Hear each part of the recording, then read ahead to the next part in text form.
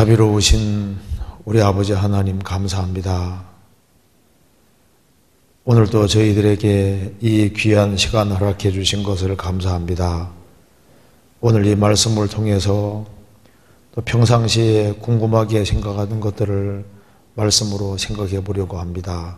주님께서 함께 해주시고 또 이 자리에 참석한 모든 분들에게 또 크신 은혜와 사랑으로 함께 해 주옵소서. 주님 앞에 서는 그날까지 저희들을 지켜주시고 또 주님께서 맡기신 일을 잘 감당할 수 있도록 더욱 역사해 주시고 도와주옵소서. 이곳에 참석하지 못한 형제자매님들도 어디 있든지 주님께서 지켜주시고 도와주옵소서. 주 예수 그리스도 이름으로 기도하옵나이다. 아멘.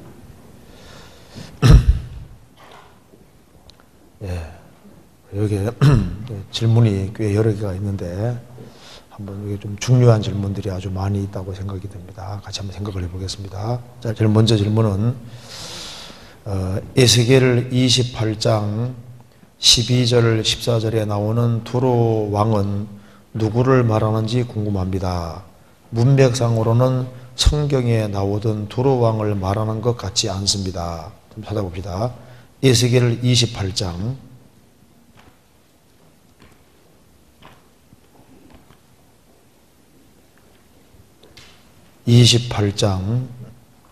1절 보시겠습니다.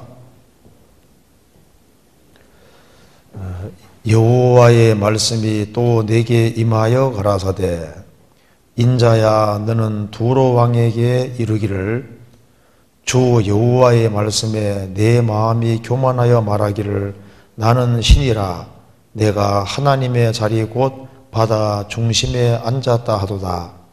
내 마음이 하나님의 마음 같은 체 할지라도 너는 사람이요 신이 아니오늘. 이 말씀에서 그 에스겔 28장은 두로 왕에 대해서 지금 말을 하고 있습니다. 이제 두로 한번 얼른 잘 이렇게 모르는 분도 있을 텐데요. 세계사 교과서에는 티루스라고 이렇게 되어 있습니다. 시돈과 티루스.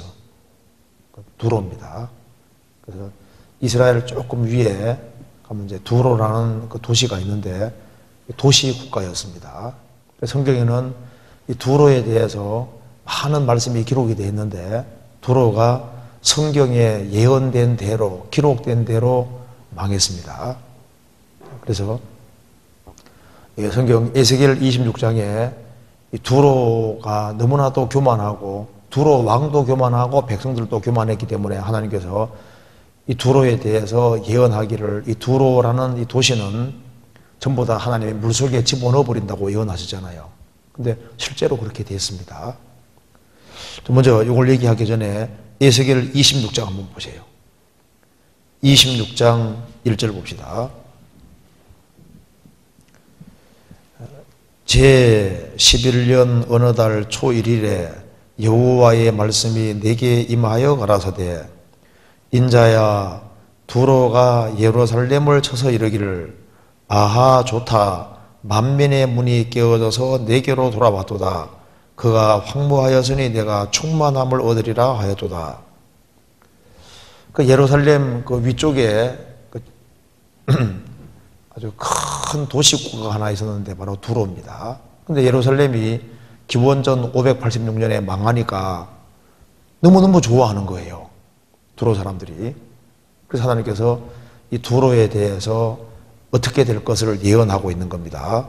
3절 그러므로 나 주 여호와가 말하노라 두로야 내가 너를 대적하여 바다가 그 파도로 흉룡케 함같이 열국으로 와서 너를 치게 하리니 그들이 두로의 성벽을 회파하며 그 망대를 헐 것이요 나도 티끌을 그 위에서 쓸어버려서 맑은 반석이 되게 하고 바다 가운데 그물 치는 곳이 되게 하리니 내가 말하였음이니라. 이 말을 보면은 열국으로 이제 두로를 치게 한다고 했는데 이 말씀대로 느부갓네살 왕이 두로 쳐들어와서 두로를 한번 혼내줬습니다. 그래서 이제 두로가 느부갓네살 왕에 의해서 크게 혼이 났는데, 그래도 두로라는 도시가 있으면은 두로 도시에서 800m 떨어진 곳에 섬이 있습니다. 그래서 섬이기 때문에 이제 느부갓네살 왕이 쳐들어와서 전쟁하는 가운데 두로 사람이 이길 수 없으니까 800m 떨어진 섬 쪽으로 이주해서 결사항전하기 때문에 느부갓네살 왕은 허탕치게 됐던 겁니다. 무슨 말이냐면 이거 봅시다. 여기 이제 지중해가 이렇게 있으면은 예루살렘이 여기 있고 두로가 여기 있습니다. 그런데 이제 바벨론 제국의 느부갓네살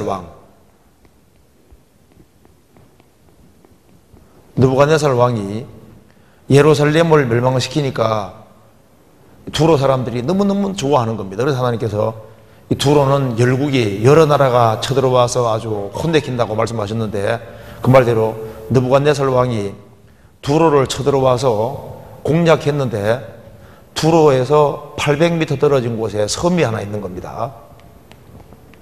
섬이 있는데 이게 한 800m 정도 되는 거예요. 그래서 이제 느부갓네살 왕이 쳐들어와서 두로가 못 이기겠다 싶으니까 이쪽에 있는 보물을 전부 다 이쪽으로 옮긴 겁니다. 그래서 느부갓네살 왕은 전쟁했지만은 허탕치고 돌아가게 되는 겁니다. 그리고 난 이후에 두로는 번창했는데 성경에 뭐라고 예언되어 있냐면은 이 두로가 어떻게 망할 것이 예언되어 있는데 그 뒤에 한번 봅시다. 12절. 내 재물을 빼앗을 것이며 내 무역한 것을 노력할 것이며 내 성을 헐 것이며 내 기뻐하는 집을 무너뜨릴 것이며 또 내 돌들과 내 제목과 내 흙을 다 물 가운데로 던질 것이라. 내가 내 노래 소리로 그치게 하며 내 수금 소리로 다시 들리지 않게 하고 너로 맑은 반석이 되게 한즉 내가 금을 말리는 곳이 되고 다시는 건축되지 못하리니 나 여호와가 말하였음이니라. 나 주 여호와의 말이니라. 이 말씀대로 느부갓네살 왕이 쳐들어와 실패하고 그 다음에 오랜 세월이 지나서 알렉산더 대왕이 동방 원정길에 오르게 됩니다. 알렉산더. 그 알렉산더 대왕이 동방 원정길에 올라가서 이게 두로까지 오게 되는 거예요. 그 두로 사람들이 항복을 하지 않습니다. 그래서 이제 두로가 항전하다가 안 되니까 이쪽으로 옮겨서 결사항전하니까 알렉산더 대왕이 열받아서 이 두로에 있는, 여기에 있는 모든 것들, 집이나 모든 것을 다 부숴서 여기에 제방 뚝기를 만들게 한 겁니다. 그것도 800m를 전체를.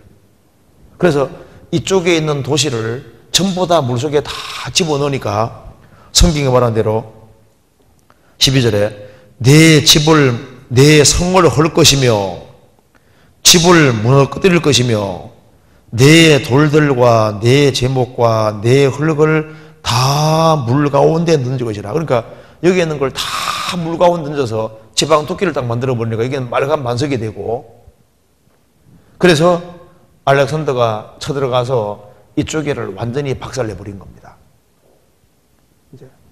그래서 이 말씀대로 여기는 금을 말리는 곳이 되고 지금도 마찬가지입니다. 그런데 세월이 흘러가면 제방 토끼를 만들어 놨으니까 세월이 흘러가면서 이제 섬이 없어지고 이게 완전 육지가 전부 완전 육지가 되어 있습니다, 지금.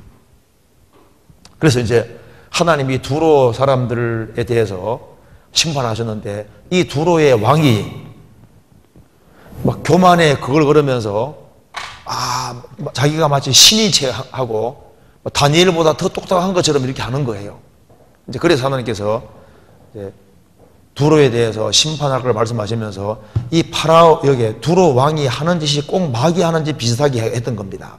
그래서 에스겔 28장에 두로 왕에게 말하면서 두로 왕이 왜 이렇게 교만하냐 그 말입니다. 그 배후에 마귀가 있었던 겁니다. 그래서 에스겔 28장 12절 봅시다. 두로 왕에게 말하면서 12절 봅시다. 인자야 두로 왕을 위하여 애가를 지어 그에게 이르기를 주 여호와의 말씀에 너는 완전한 인이었고 지혜가 충족하며 온전히 아름다워도다. 내가 옛적에 하나님의 동산 에덴에 있어서 각종 보석 곧 홍보석과 황보석과 금강석과 황옥과 홍만호와 창옥과 청보석과 남보석과 홍옥과 황금으로 단장하였으며 내가 지음을 받던 날에 너를 위하여 소고와 비파가 예비되었도다. 너는 기름 부음을 받은 듬든 뭐라고요? 그룹이며 그룹 천사입니다.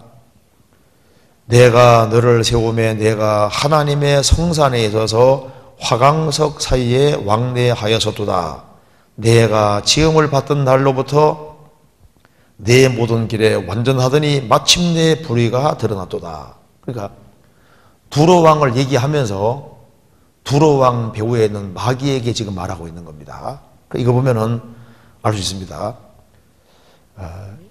이 마귀가 원래 타락하기 전에 너는 기름 부음을 받은 듬든 그룹이며 그룹 천사였습니다. 아주 높은 천사였던 겁니다. 그리고 너무나도 아주 멋지게 지음 받았습니다. 여기 이제 13절에 나와 있는 하나님의 동산 에덴은 지상에 있는 에덴 동산 말하는 게 아니라 하나님 보좌 앞에, 하나님 앞에를 말하고 있는 겁니다. 땅에 있는 에덴 동산 아닙니다. 옛적에 타락하기 전에 하나님의 동산 에덴에 있어서 지상의 동산이 아니라 지금 천국을 빗대어서 지금 천국의 세계를 말하고 있는, 전상의 세계를 말하고 있는 겁니다. 그래서 각종 보석으로 단장했다. 너를 위해서 소고와 비파가 예비되었었도다. 너는 기름 부음을 받은 듬는 그룹이며, 그러니까 아주 특별한 천사로 지음받았고 하나님을 아주 가까이 섬기는 천사로 지음받았는데 이게 타락해버린 거예요. 그래서 지금 여기 두로 왕에게 말하면서 두로 왕이 자기가 신인 제하고 아주 이렇게 될 때 배후에 누가 있습니까? 마귀가 있잖아요. 그래서 두로 왕에게 말하면서 배후에 있는 마귀에게 지금 말하고 있는 겁니다. 무슨 얘기 되죠? 또 한 군데 찾아봅시다. 이사야 14장 봐봐요. 이사야 14장도 바벨론 왕에게 말하면서 마귀에게 말하고 있습니다. 이사야 14장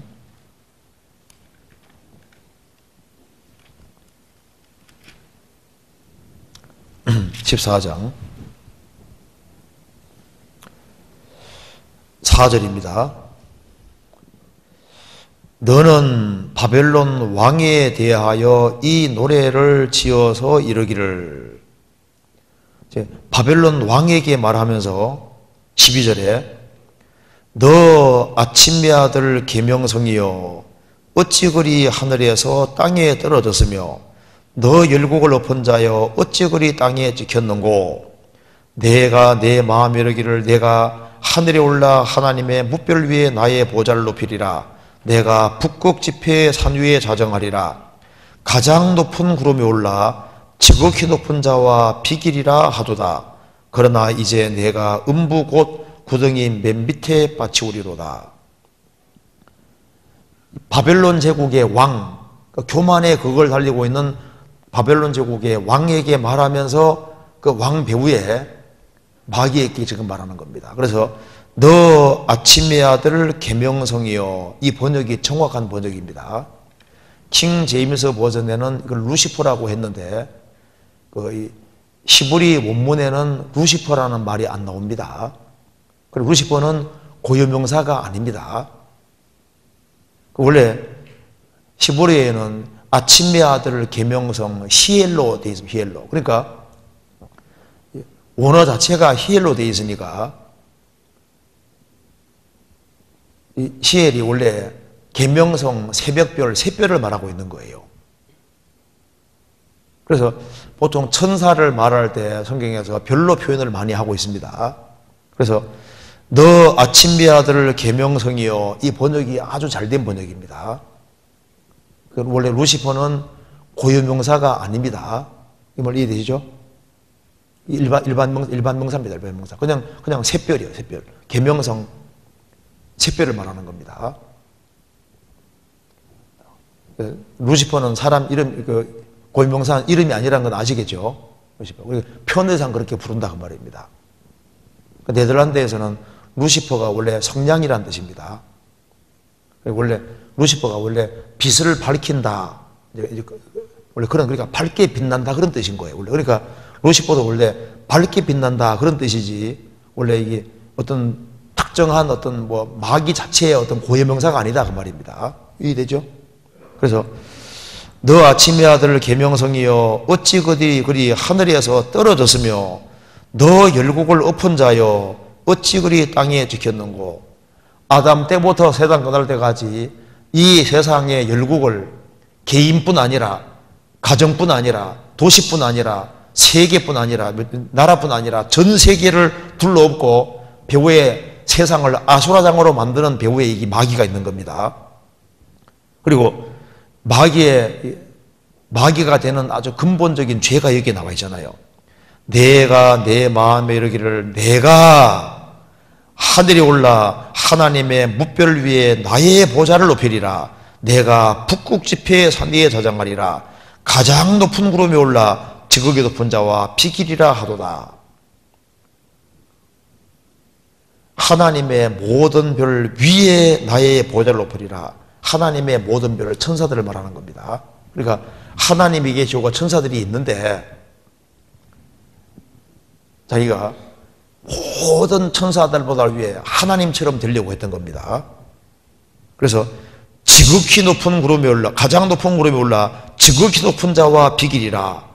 하나님처럼 되려 하고 하나님과 동등되게 하려고 하다 그래서 심판받아 쫓겨난 겁니다. 그래서 성경 디모데전서 3장에는 이 마귀가 생긴 원인이 뭐라고 되어 있습니까?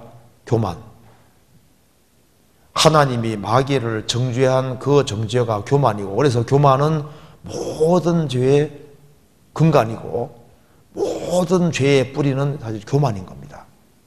교만 때문에 마귀가 생긴 거예요. 그래서 교만은 패망의 뭐라고요?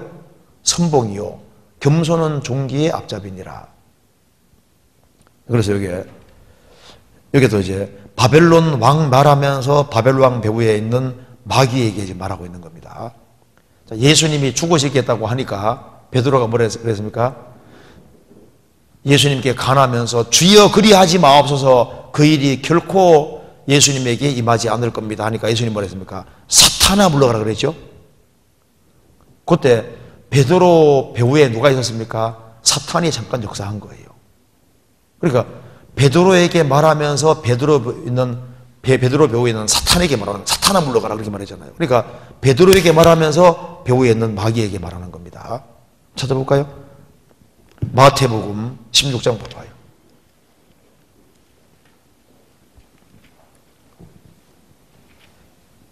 16장 21절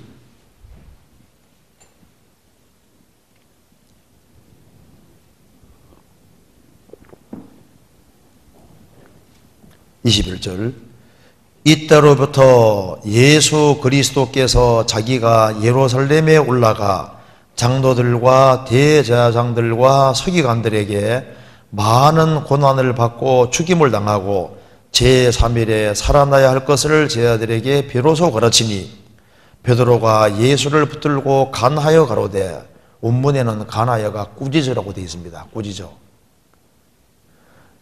간하는데 그냥 아주 강하게 간하는 겁니다. 예수님 말도 안 되는 소리 하지 마세요. 그게 뭐 도대체 예수님이 죽으시겠다니 이게 무슨 말이 되는 얘기입니까? 하고 이제 이렇게 한바탕 하는 겁니다.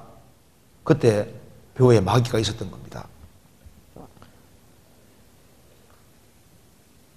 가나에 가로되 주여 그리 마옵소서 이 일이 결코 주에게 미치지 아니하리이다.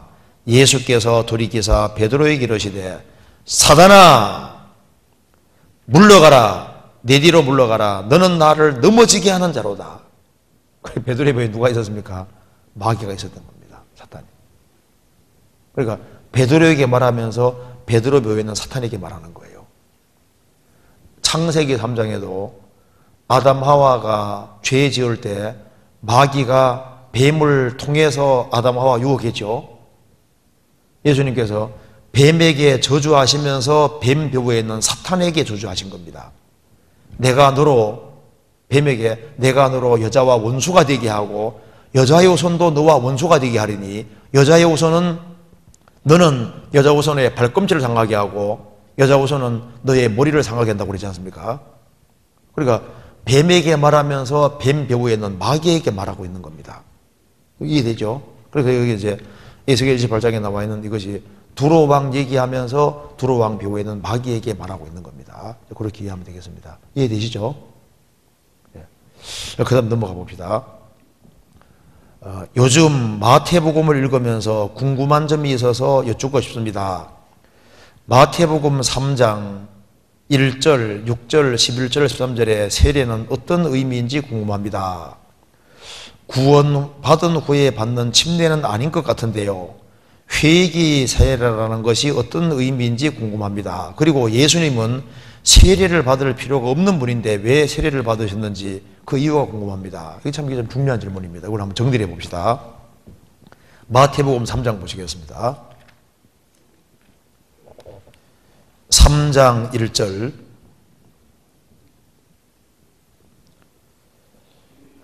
그때 세례 요한이 이르러 유대 광야에서 전파하여 가로되 6절 자기들의 죄를 자복하고 요단강에서 그에게 세례를 받더니 11절 나는 너희로 회개케 하기 위하여 물로 세례를 주거니와 네 뒤에 오시는 이는 나보다 능력이 많으시니 나는 그의 신을 들기도 감당치 못하겠노라.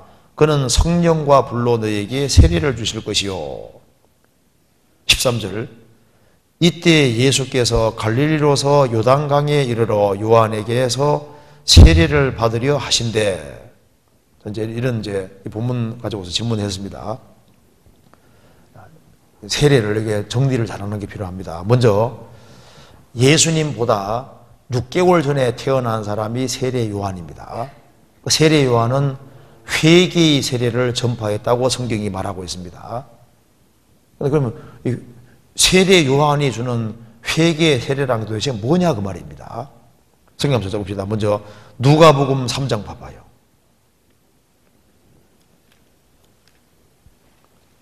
3장 3절 봅시다.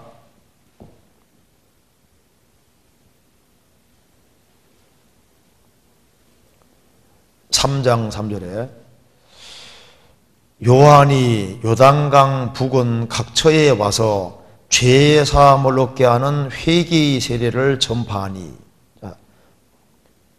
세례 요한이 받게 하는 세례는 죄 사함을 얻게 하는 회개의 세례라고 그랬죠. 그러니까 이제 세례 요한의 세례를 받은 사람은 자신이 살아계신 하나님 앞에서 죄인 되고 이뤄졌다는 것을 인정하는 사람이 되는 겁니다.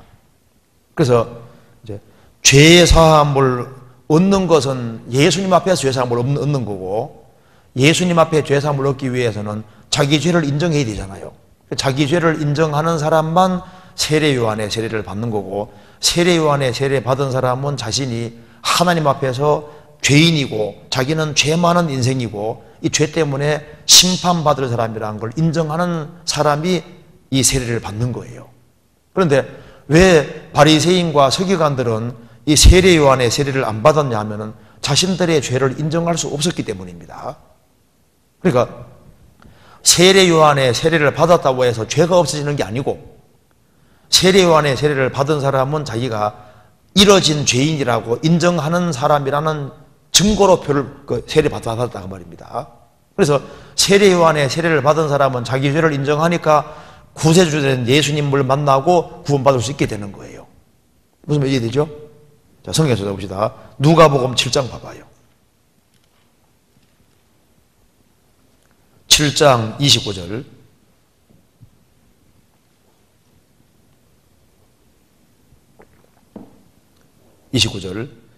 모든 백성과 세례들은 이미 요한의 세례를 받은지라.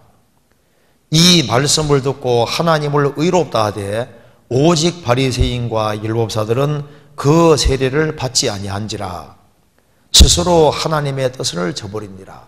하나님이 모세를 먼저 보내고 그 다음에 세례 요한을 보내고 그 다음에 예수님을 보내잖아요. 모세는 율법을 가지고 왔고 세례 요한은 회개케 하기 왔기 때문에 세례 요한의 세례를 받는 사람은 나는 정말 죄인이고 이뤄진 사람이고 내 행위로는 천국 절대 못 간다, 그걸 인정하는 사람이 세례 요한의 세례를 받았고 그 사람이 바로 예수님의 공로를 믿고 구원받을 수 있게 되는 겁니다. 그래서 세례 요한의 세례는 자기 죄를 인정하는 표로 받는 세례인 거예요. 무슨 말 이해되죠? 그런데 바리새인과 세기관들은 세례 요한의 세례를 안 받았다는 말은 내가 무슨 죄가 있어? 나는 너희들 같은 죄인들과는 달라. 나는 하나님 말씀 지킬 수 있고 율법을 지킬 수 있고 나는 이렇게 잘 살아서 나는 의로워. 나는 공도가 있어. 자기 공도가 있다고 생각하는 사람은 세례 요한의 세례를 안 받는 거예요. 요즘도 왜 구원받지 못하냐 하면은 세례 요한을 통과하지 않기 때문입니다. 하나님 앞에 자기가 죄인이고 이뤄져 있고 자기 행위로 천국 못 간다는 걸 깨우치는 것이 쉽게 말해서 세례 요한을 통과하는 거예요. 그래야만 그리스도를 믿을 수 있게 되는 겁니다. 그래서 세례 요한의 세례를 받았다 해서 죄 사함 받은 게 아니라 세례 요한의 세례를 받은 사람은 내가 회개했고 나는 정말 죄인이고 나는 이뤄져 있다는 걸 인정하는 표로 받은 거다 그 말입니다. 이해되죠? 그리고 이제 예수님은 질문 잘했습니다. 예수님은 죄가 없는 분인데 자기 죄를 인정하는 사람만 세례 요한의 세례를 받는데 예수님은 죄가 없는 분인데 예수님이 왜 세례 요한에게 세례를 받냐 그 말입니다. 이 질문이 나올 수 있잖아요. 마태복음 3장 봅시다. 예수님이 받은 세례의 의미를 봅시다. 마태복음 3장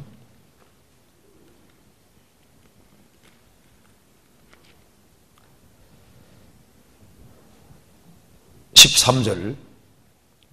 이때 예수께서 갈릴리로서 요단강에 이르러 요한에게 세례를 받으려 하신대 요한이 말려 가로되 내가 당신에게 세례를 받아야 할 터인데 당신이 내게로 오시나이까. 예수께서 대답하여 가라사대 이제 허락하라. 우리가 이와 같이 하여 모든 의를 이루는 것이 합당하니라 하신지라. 하신대 이에 요한이 허락하는지라. 예수께서 세례를 받으시고 곧 물에서 올라오실새 하늘이 열리고 하나님의 성령이 비둘기같이 내려 자기 위에 임하심을 보더니 하늘로서 소리가 있어 말씀하시되 이는 내 사랑하는 아들이요 내 기뻐하는 자라 하시니라. 세례 요한이 말했습니다. 내가 당신에게 세례를 받아야 되는데 내가 어떻게 당신에게 세례 줄 수 있겠습니까? 하니까 예수님이 허락하라 하시면서 이렇게 해서 하나님의 모든 의를 이루는 게 합당하다. 하나님의 뜻을 이루는 게 합당하다. 이게 뭘 가르치냐 하면은 예수님이 세례 요한에게 세례 받으신 것은 십자가에 죽으시고 부활할 것을 전제하고 받으시는 거예요. 그래서 예수님이 물속에 들어가는 것은 예수님이 우리 죄를 짊어지고 십자가에 죽을 것을 미리 보여주는 거고 물 바깥에 나오는 것은 예수님께서 우리 죄를 처리하시고 부활하실 것을 미리 보여주신 겁니다. 그러니까 예수님은 십자가를 앞두고 세례 요한에게 세례 받으신 것이고 그래서 예수님의 죽으심과 부활하심으로 하늘이 열리고 하나님과 인간 사이에 막힌 담이 흘릴 것을 미리 전제하고 받으시는 겁니다. 그리고 예수님은 십자가에 죽으시고 부활하는 일이 없다면은 세례 받을 필요가 없는 거예요. 예수님이 이제 세례 요한에게 세례 받는 것은 예수님은 죄 없는 분인데 세례를 받을 때는 죄인을 대신해서 받으시는 거예요. 그래서 예수님이 십자가를 전제하고 물속에 들어가는 겁니다. 그래서 예수님이 물속에 들어간 것은 십자가에서 우리의 죄를 처리할 것을 미리 보여주신 것이고 부활하신 것은 우리 죄를 다 사했다는 증거로 부활하실 것을 미리 보여주신 것이고 그래서 이제 이렇게 하신 이유는 그 예수님의 죽으심과 부활하심에 참여하는 사람은 개인에게도 하늘문이 열리고 하나님의 성령을 받음으로 그 사람이 하나님의 아들이 될 것을 또 미리 보여주시는 게 되는 겁니다. 그래서 예수님은 십자가를 전제하고 침례를 받았다는 것을 알아야 됩니다.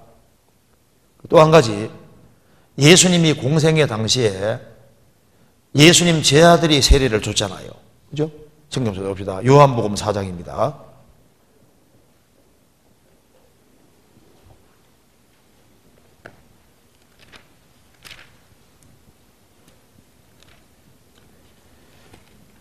(4장) 1절입니다.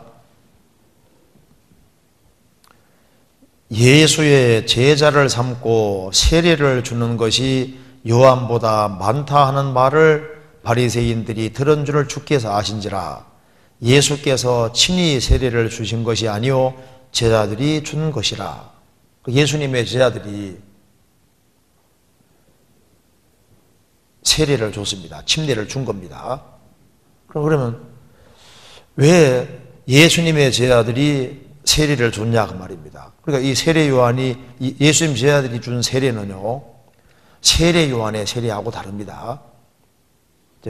예수님 제자들이 세례를 준 것은 이제 세례 요한을 통과하고 예수님을 믿는 그 사람에게 예수님이 주라고 명하셨고, 예수님 허락하심 속에서 세례를 주는데 직접 준 사람들은 예수님 제자들이지만은 주라고 하신 분은 주님이시거든요. 그러니까 여기에서 세례는 이제 예수님을 믿고 구원받은 사람이 세례 받을 것을 예행성습시킨 겁니다. 미리 하게 하신 거예요. 그러니까 이 세례는 이제 우리가 구원받고 난 이후에 받는 세례와 똑같은 세례다 그 말입니다. 그런데 예수님이 죽으시고 부활하신 이후에 실제 제자들이 세례를 줘야 되기 때문에 주님께서 세례 요한을 통과하고 예수님을 믿는 사람에게 예수님이 세례를 주게 하신 거예요. 이것은 우리가 받는 세례와 의미가 똑같아 그 말입니다. 이해되죠? 그리고 이제 예수님이 죽으시고 부활하신 이후에 이제 구원받고 난 다음에 이제 우리가 세례를 받잖아요. 그렇잖아요.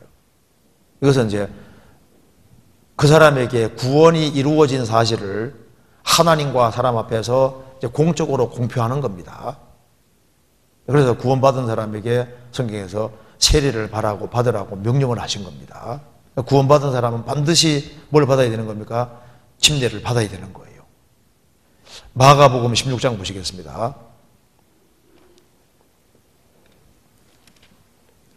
마가복음 16장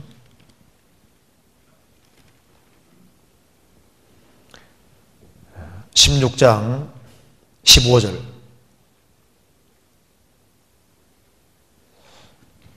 또 가라사대 너희는 온 천하에 다니며 만민에게 복음을 전파하라. 믿고 세례를 받는 사람은 구원을 얻을 것이요 믿지 않는 사람은 정죄를 받으리라.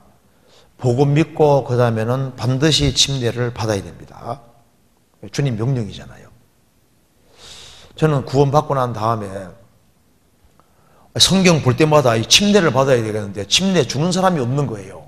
그 당시에 가끔씩 침례 줬으니까. 그래서 야, 이거 침례를 빨리 받아야 되는데 이게 침례 줄 사람이 없는데 이거 어떡하지? 성경 읽을 때마다 아니 내가 그전에도 죽으면 어떡하냐 그 말입니다. 죽음 같은 주님 앞에 갔을 때 너 왜 침례 안 받았냐 하면요, 할 말이 없잖아요. 그 침례를 받아야 되겠는데 이거 준 데가 없으니까.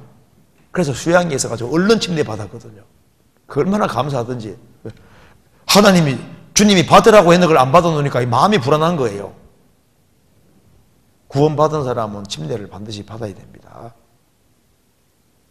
주님이 그렇게 명령하셨기 때문에 받아야 되는 거예요. 그런데 사실 구원받을 때 영혼의 세례를 받은 겁니다.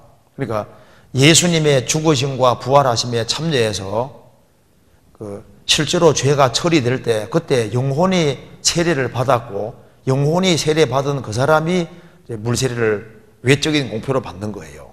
그래서 성경에 보면은 이제 우리 구원받은 것을 세례라고 표현을 했습니다. 영혼이 받은 세례라고 표현했거든요.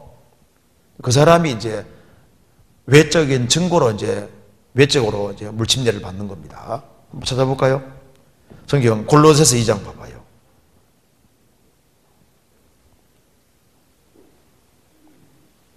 골로새서 2장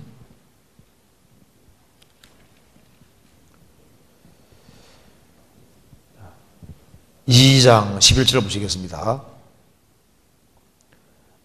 또 그 안에서 너희가 손으로 하지 아니한 할례를 받았으니 곧 육적 몸을 벗는 것이요 그리스도의 할례니라.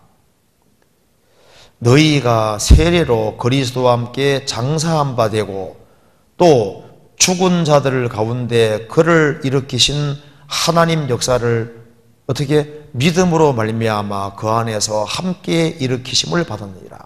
그래서 이 참된 믿음이 들어올 때 영혼의 세례가 이루어지는데 예수님의 죽음과 부활에 참여해야 할 때 구원이 이루어지잖아요.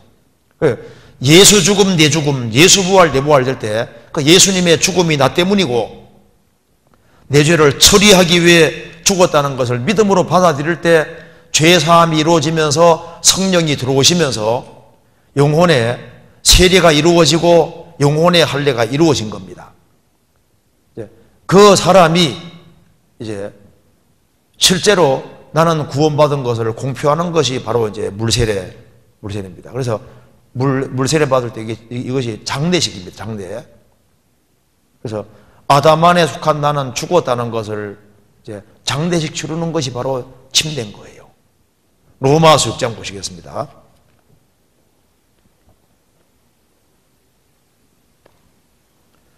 로마서 6장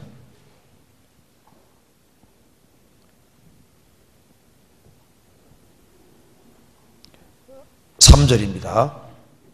무릇 그리스도 예수 앞하여 세례를 받은 우리는 그의 죽으심과 합하여 세례받은 줄 알지 못하느뇨. 그러므로 우리가 그의 죽으심과 합하여 세례를 받음으로 그와 함께 어떻게 됐습니까? 장사되었나니 이는 아버지 영광으로 말미암아 그리스도를 죽은 자 가운데 살리심과 같이 우리로 또한 새 생명 가운데서 행하게 하려 하심이니라. 그래서 침례는 장례식입니다. 그래서 이제 침례 받고 난 이후에 이제 새 생명 가운데 행하는 거예요. 그리고 순서는 구원을 받고 난 다음에 침례를 받는 겁니다. 그래서 구약 성경에도 6월절 어린 양을 경험하고 난 다음에 그 다음에 홍해바다 통과했죠. 그러니까 피를 먼저 경험하고 그 다음에 침례를 받는 거예요. 그래서 고린도전서 5장에서는 우리의 6월절 양이 곧 그리스도라고 하셨고 고린도전서 10장에는 뭐라고 했습니까? 10장에는 홍해바다 통과한 것이 세례라고 했습니다. 우리가 다 모세에게 속하여 구름과 바다에서 세례를 받고 홍해바다 통과한 것이 바로 세례의 그림자다 그 말입니다. 그리고 베드로전서 3장에서는 노아 홍수물이 또 세례의 그림자라고 했습니다. 방주는 예수님의 그림자이기 때문에 사람이 방주 안에 먼저 들어가고 그 다음에 홍수를 통과하고 그 다음에 생활했잖아요. 사람이 예수 그리스도 안에 먼저 들어가고 그 다음에 물 통과하고 그 다음에 신앙생활하는 거니까 구원받고 난 다음에 이제 물을 통과하는 게 맞다 그 말입니다. 이해되죠? 그리고 히브리서 6장에 세례라는 말이 나와 있는데 그것은 세례가 단수도 아니고 복수로 되어 있으면 세례들로 되어 있거든요. 그러니까 구약의 모형적인 것을 말하는 겁니다. 신약 시대 세례는 하나인 거예요. 에베소 4장에 세례도 하나요. 히브리서 6장에는 세례들로 되어 있는데 구약적인 걸 말하는 겁니다. 나중에 이제 히브리서 6장은 나중에 배울 수 있는 기회가 있을 겁니다. 자, 그리고 세례는 부차적입니다. 그래서 이게 복음이 중요하고 세례는 부차적인 거예요. 청해서 봅시다. 고린도전서 1장 봅시다. 그래서 복음은 절대적이고 세례는 부차적인 겁니다. 고린도전서 1장. 세례 때문에 문제가 생겨서 바울 사도가 이렇게 얘기를 했습니다. 17절 그리스도께서 나를 보내심은 세례를 주게 하려 하심이 아니요 오직 복음을 전케 하려 하심이니 말의 지혜로 하지 아니함은 그리스도의 십자가가 헛되지 않게 하려 함이라. 세례 때문에 문제가 생기니까 그리스도께서 나를 보내신 주된 목적은 세례 주게 하라는 것이 주된 목적이 아니라 오직 어떻게 하기 위해서? 복음을 전케하려 하십니다. 그래서 영혼을 살리는 것은 복음인 겁니다. 복음. 세례는 부차적인 거다 그 말입니다.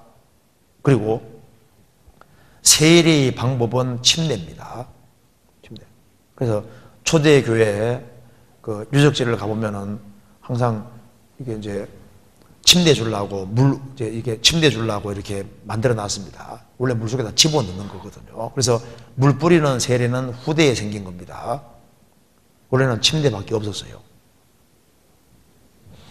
그래서 세례의 방법은 침례가 맞고 그 예를 하나 들어봅시다. 사도행전 8장 봐봐요. 원어에도 침례로 되어 있습니다. 사도행전 8장 36절. 그 에디오피아의 한 내시가 마차 위에서 빌립의 전도로 구원을 받았습니다. 35절. 빌립이 입을 열어 이 글에서 시작하여 예수를 가르쳐 복음을 전하니 길을 가다가 물 있는 곳에 이르러 내시가 말하되 보라 물이 있으니 내가 세례받음에 무슨 거리낌이 있느뇨. 이에 명하여 병거를 머물고 빌립과 내시가 둘 다 물에 어떻게 해요? 내려가 빌립이 세례를 주고 둘이 물에서 올라올세. 이래 되죠.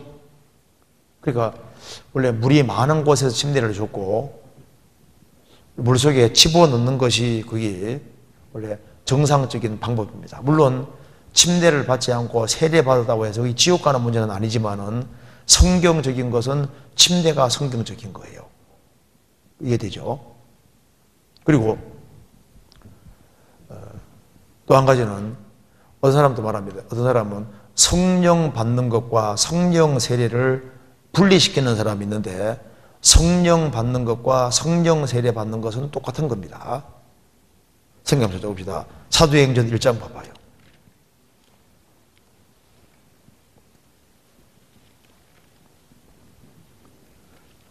1장 4절입니다. 사도와 같이 모이사 저희에게 분부하여 가라사대 예루살렘을 떠나지 말고 내게 들은 바 아버지 약속하신 것을 기다리라. 요한은 물로 세례를 베풀었으나 너희는 몇 날이 못되어 성령으로 세례를 받으리라 하셨느니라. 성령으로 세례 받으리라 하시고 오순절에 2장 1절에 오순절에 성령이 내려왔죠. 그러니까 성령 받는 것이 성령 세례 받는 거예요. 고린도전서 12장 봅시다.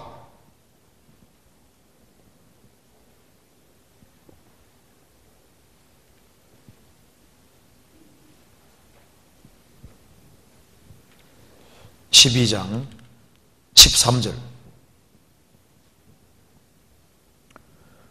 우리가 유대인이나 헬라인이나 종이나 자유자나 다 한 성령으로 세례를 받아 한 몸이 되었고 또 다 한 성령을 마시게 하셨느니라.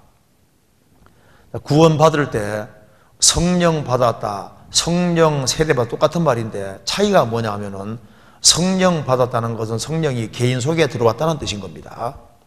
성령 세례 받았다는 것은 오순절에 오신 성령에 참여하는 거니까 몸을 강조하는 거예요. 몸을. 한 성령으로 세례받아 한 몸이 되었고, 그러니까 성령을 받았다는 것은 개인을 강조하는 것이고 성령 세례 받았다는 것은 단체 무리를 강조하는 겁니다. 무슨 말이 되세요? 구원받을 때 오신 성령에 참여하는 것이 성령 세례 받는 거거든요. 그러니까 우리는 초대교회 때부터 신앙 끝날 때까지 구원받은 모든 사람은 우주적으로 사실 한 교회인 겁니다. 한 몸에 참여하는 거예요. 그러니까 성령 받는다, 성령 세례 받는다, 이것이 똑같은 의미다 그 말입니다. 그리고 이제 불 받는 건 다른 얘기인 거예요. 성령 받아 이제 불 받으면 안 됩니다. 그래서 이 성경 속에 마가복음하고 요한복음에서는 요한이 그리스도에 대해 말하면서 예수님은 성령으로 세례 주신다고 말했는데 마태복음과 누가복음에서는 예수님이 성령과 불로 세례 주신다고 말씀하셨습니다. 그러니까 사복음서에 똑같이 예수님이 성령으로 세례 준다고 되어 있는데 마태복음하고 누가복음에만 성령과 불로 세례 준다고 말씀했다고 말입니다. 그런데 문맥에 보면은 성령과 불 얘기가 나올 때는 거기에 바리새인과 서기관들 얘기를 하면서 할 때는 불까지 나와 있고 바리새인과 서기관이 빠져 있을 때는 불이 빠져 있습니다. 그러니까 이 불이 뭐냐 하면은 세례 요한은 구약의 마지막 선지자입니다. 예수님의 초림과 재림을 다 보는 거예요. 그래서 세례 요한이 보니까 예수님이 예수님으로 말미암아 성령을 받는 사람은 알곡이 되고 성령 받지 아니한 사람은 꺼지지 않는 불에 태운다 그랬죠. 무시무시한 심판을 받을 것이기 때문에 성령과 불을 집어넣는데 이 불이 심판의 불을 말하는 겁니다. 그래서 사람은 나는 화끈한가 봤는데 성령은 화끈한 게 아닙니다. 사과와 배 똑같아요, 들려요? 다르잖아요. 성령과 불 완전히 다른 겁니다. 성경에서 봅시다. 마태복음 3장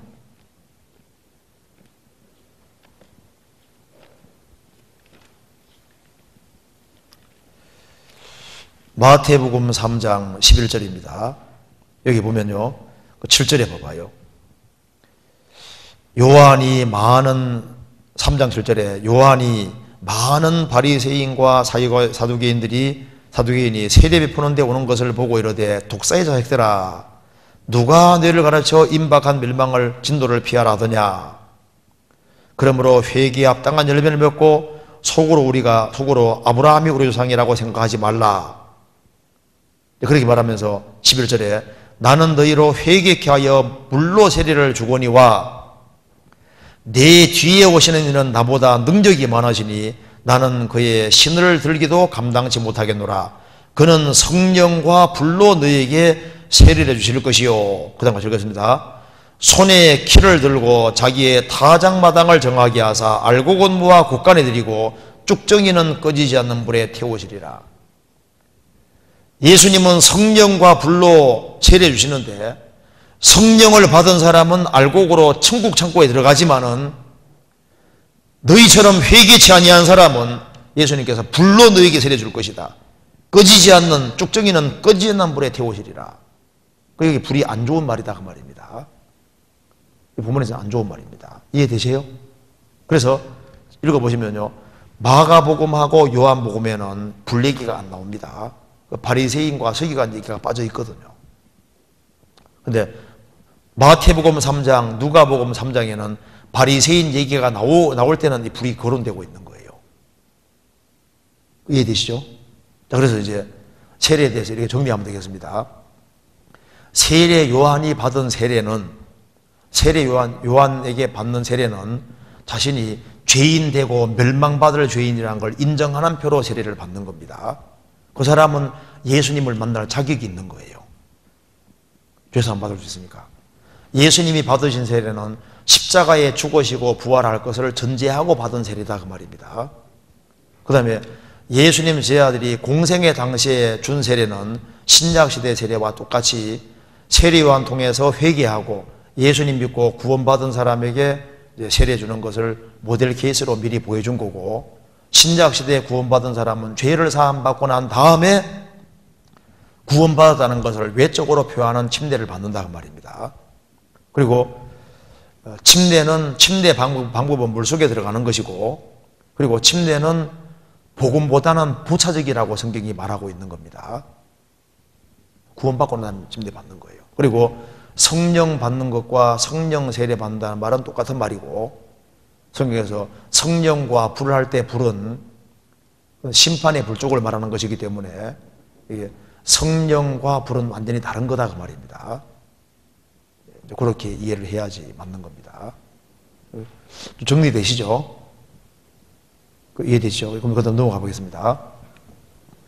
그 다음 마태복음 11장 12절에서 침도를 당한다는 것은 어떤 의미인지 한번 찾아봅시다. 마태복음 11장, 이 구절이 참 이게 좋은 구절입니다. 11장 12절 같이 읽어봅시다.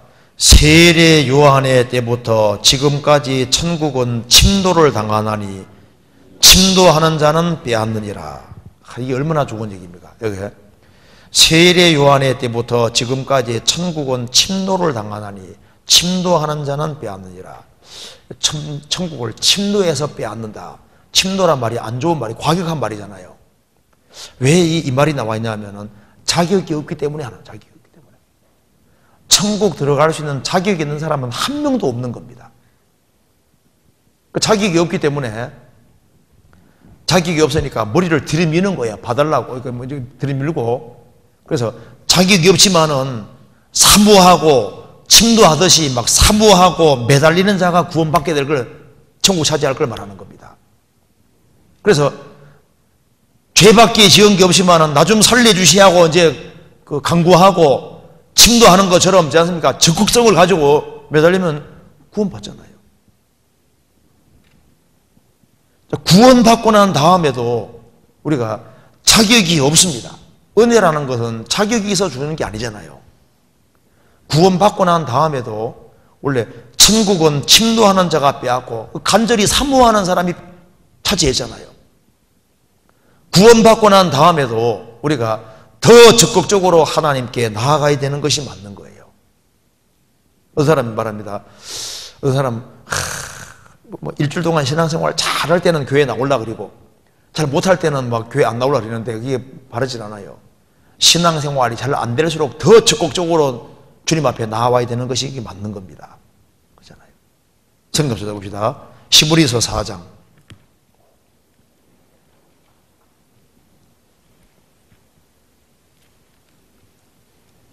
히브리서 4장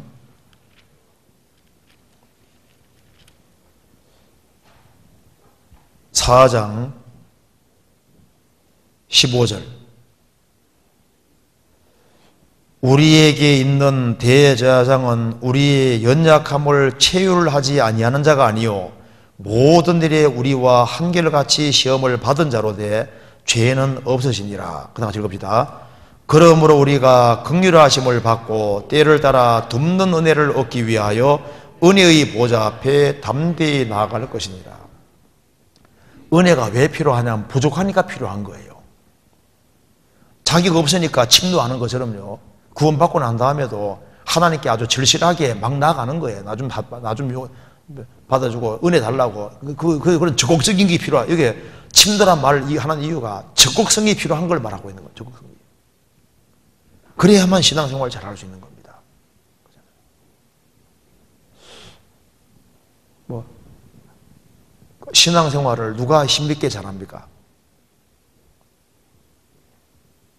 이 신앙의 세계는 적극성이 꼭 필요한 겁니다. 열성이 정말 필요한 거예요. 자기가 부족한 걸 알고 주님께 매달리고 나아가면요, 그 사람 주님 은혜로 많이 바꿔지게 돼 있습니다. 그렇잖아요. 그렇게 생각이 됩니다. 그 다음에 마태복음 11장 29절 봅시다. 11장 29절에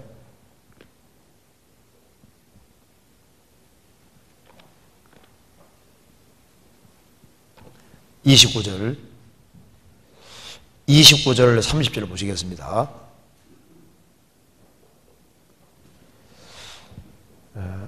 나는 마음이 온조하고 겸손하니 나의 멍에를 메고 내게 배우라. 그러면 너희 마음이 힘을 얻으리니 이는 내 멍에는 쉽고 내 짐은 가벼움이니라. 이거 참 중요한 내용입니다. 여기 이제 나의 멍에가 도대체 뭐냐 그런 뜻인데요. 이거 봅시다. 예수님 말씀하시기를 나는 마음이 온조하고 겸손하니, 예수님은 마음이 온조하고 겸손하신 분입니다. 그래서 나의 멍에를 메고, 이게 나의 멍에가 온조와 겸손의 멍에를 메고 그 말입니다. 왜 온조와 겸손이 이게 멍에냐 하면은 이게 아담 자손은 이게 매기가 안 쉬운 거예요. 사람은 열받으면 한바탕 하고 뭔가 조금 뭐가 내세우게 해서 막 교만하고 이게 원래 본성에 맞는 겁니다. 이게 왜 멍에가 되냐 하면은 사람들이 보통 지기 싫어하는 것이, 본성이 싫어하는 것이 온조와 겸손인 거예요.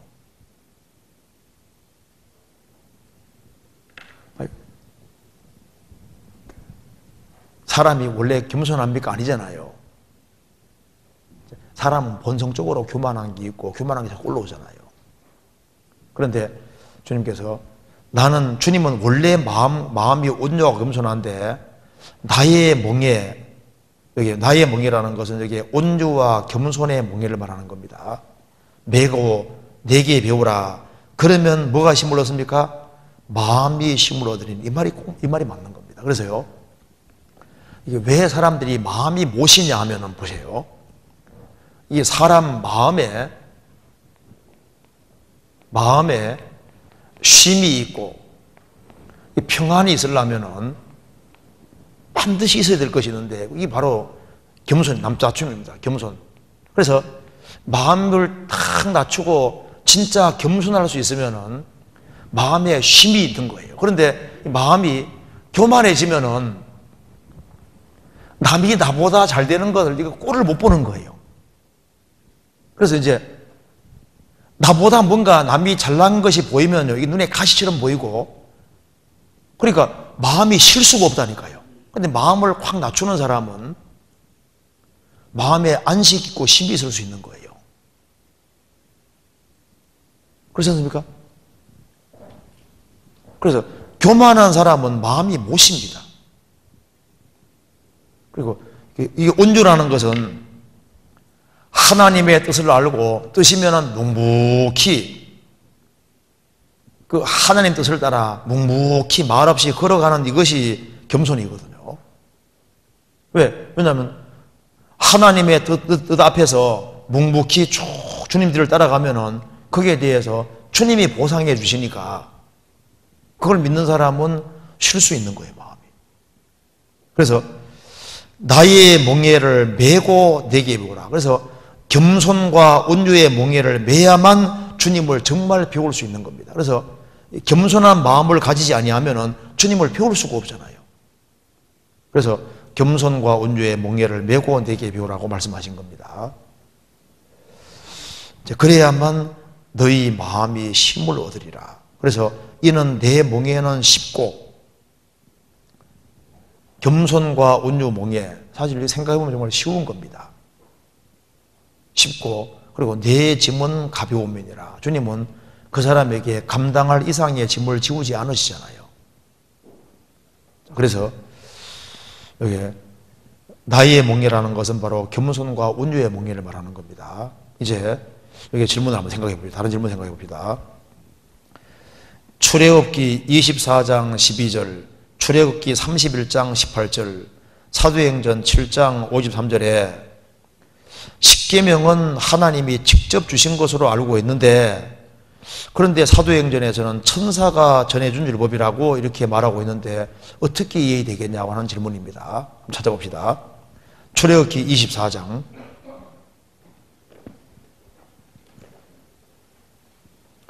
출애굽기 24장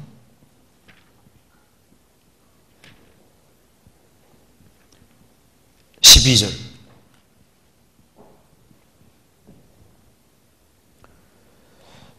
여호와께서 모세에게 이르시되 너는 산에 올라가 내게로 와서 거기 있으라. 너로 그들을 가르치려고 내가 율법과 계명을 친히 기록한 돌판을 내게 주리라. 하나님이 직접 기록한 것은 바로 십계명과 뭡니까? 역대상 28장에 말하는 솔로몬 성전 설계도입니다. 그건 하나님이 직접 손가락으로 써준 거예요. 찾아봅시다. 출애굽기 31장 봐봐요.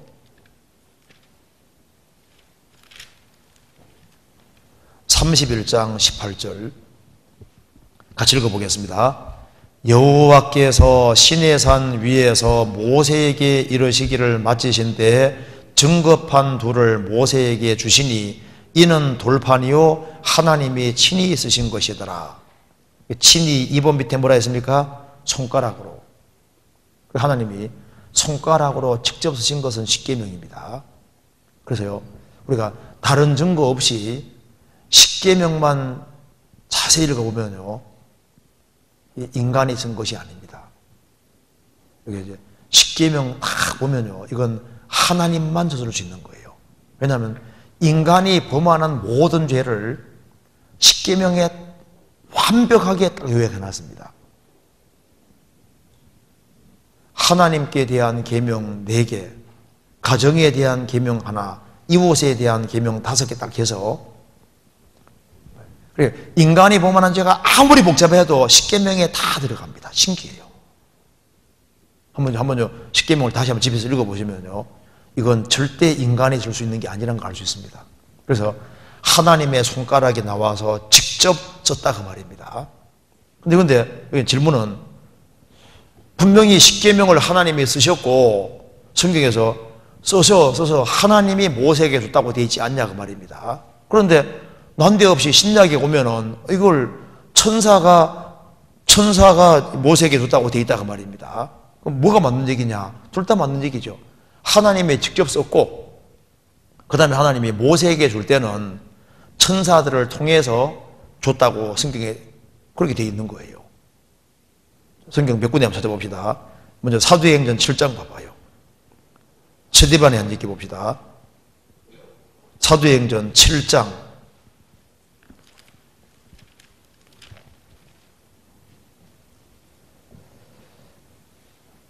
53절.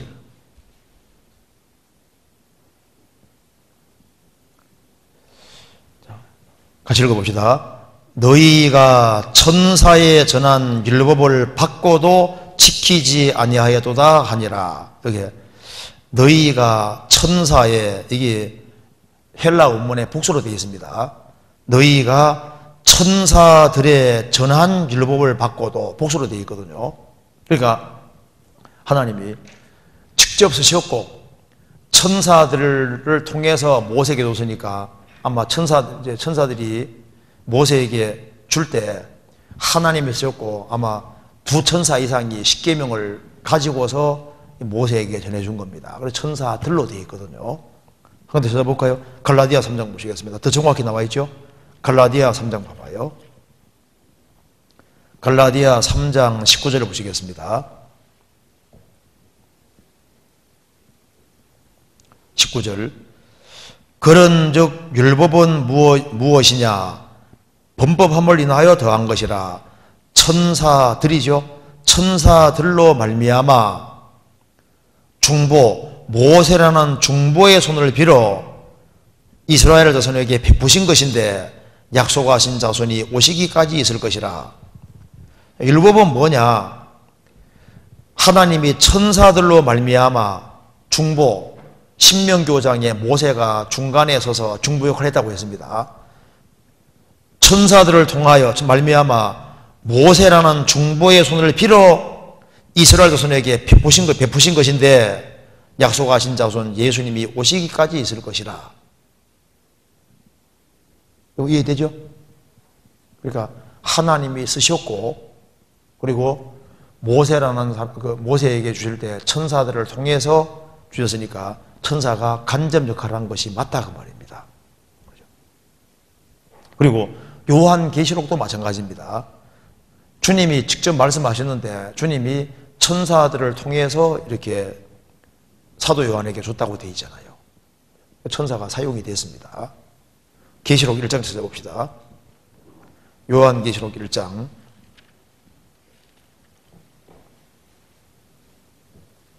1절 봐봐요.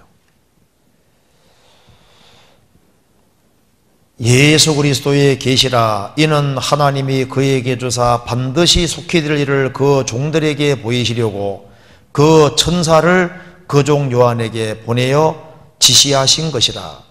예수 그리스도의 계시인데 하나님이 예수님에게 주사 반드시 속히 될 일을 그 종 요한에게, 종들에게 보이시려고 그 천사를 그 종 요한에게 보내주신 거예요. 그러니까 하나님이 예수님에게 주사, 예수님이 천사를 통해서 요한에게 줬다고 되어 있잖아요. 천사 사용되었습니다. 자, 이제 그리고 그다음에 이제 신앙생활에 대한 질문 봅시다. 자, 구원을 받고 신앙생활을 한다고 하면서도 기쁨, 감사, 주님을 사랑하는 마음이 없는 것 같습니다. 마음에서는 주님의 사랑을 더 알고 복음도 전하고 싶은데 제 생활은 잘 변하지 않습니다. 말씀에 비춰보면 구원받은 것은 너무나도 확실한데 왜 제 마음과 삶에 성령의 열매가 맺히지 않는 것일까요? 답답한 마음이 있어서 질문을 드린다. 이렇게 얘기했습니다. 여기 이제 질문 내용 속에 말씀에 비춰보면 구원받은 것은 너무 확실한데 구원받은 건 너무 확실하다고 했습니다. 그리고 또 말하기를 마음에서는 주님의 사랑을 더 알고 복음도 전하고 싶은데 그래 구원받긴 받은 것 같아요. 말씀에서는 구원받은 게 확실하고 마음에서는 정말 주님의 사랑을 더 알고 복음도 전하고 싶은데 이게 생활이 잘 안 변한다 그 말입니다. 이게 어떻게 된 거냐 그 말입니다.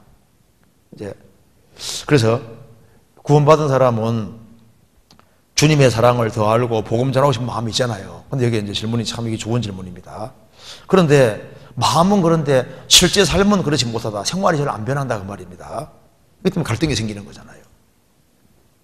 그래서 구원을 받았다고 하면서 기쁨도 감사함도 주님을 사랑하는 마음도 없다가 아니라 뭐랬습니까? 없는 것 같다고, 다행히도 없는 것 같다고 했습니다. 없다 이러면 문제가 생기잖아요. 없는 것 같다고 했습니다. 이거 좀 생각을 해봐야 되겠습니다. 자, 구원을 받고 신앙생활을 한다고 하면서 기쁨이 없는 것 같아. 내 신앙생활에 기쁨이 없는 것 같아. 왜 그러냐 그 말입니다. 자, 기쁨이 없다가 아니라 뭡니까? 없는 것 같아 그랬잖아요. 먼저 구원을 받은 사람은 틀림없이 마음에 기쁨이 있습니다. 틀림없이 구원받았으면요, 구원받은 것 때문에 예수 그리스도에 대해서 진짜 감사하고 기뻐하는 마음이 분명히 있어요. 이게 없을 수가 없어요. 아니, 지옥 갈 사람이 천국 가게 되는데 기쁨이 없을까요? 분명히 있습니다. 성경 찾아봅시다. 베드로전서 1장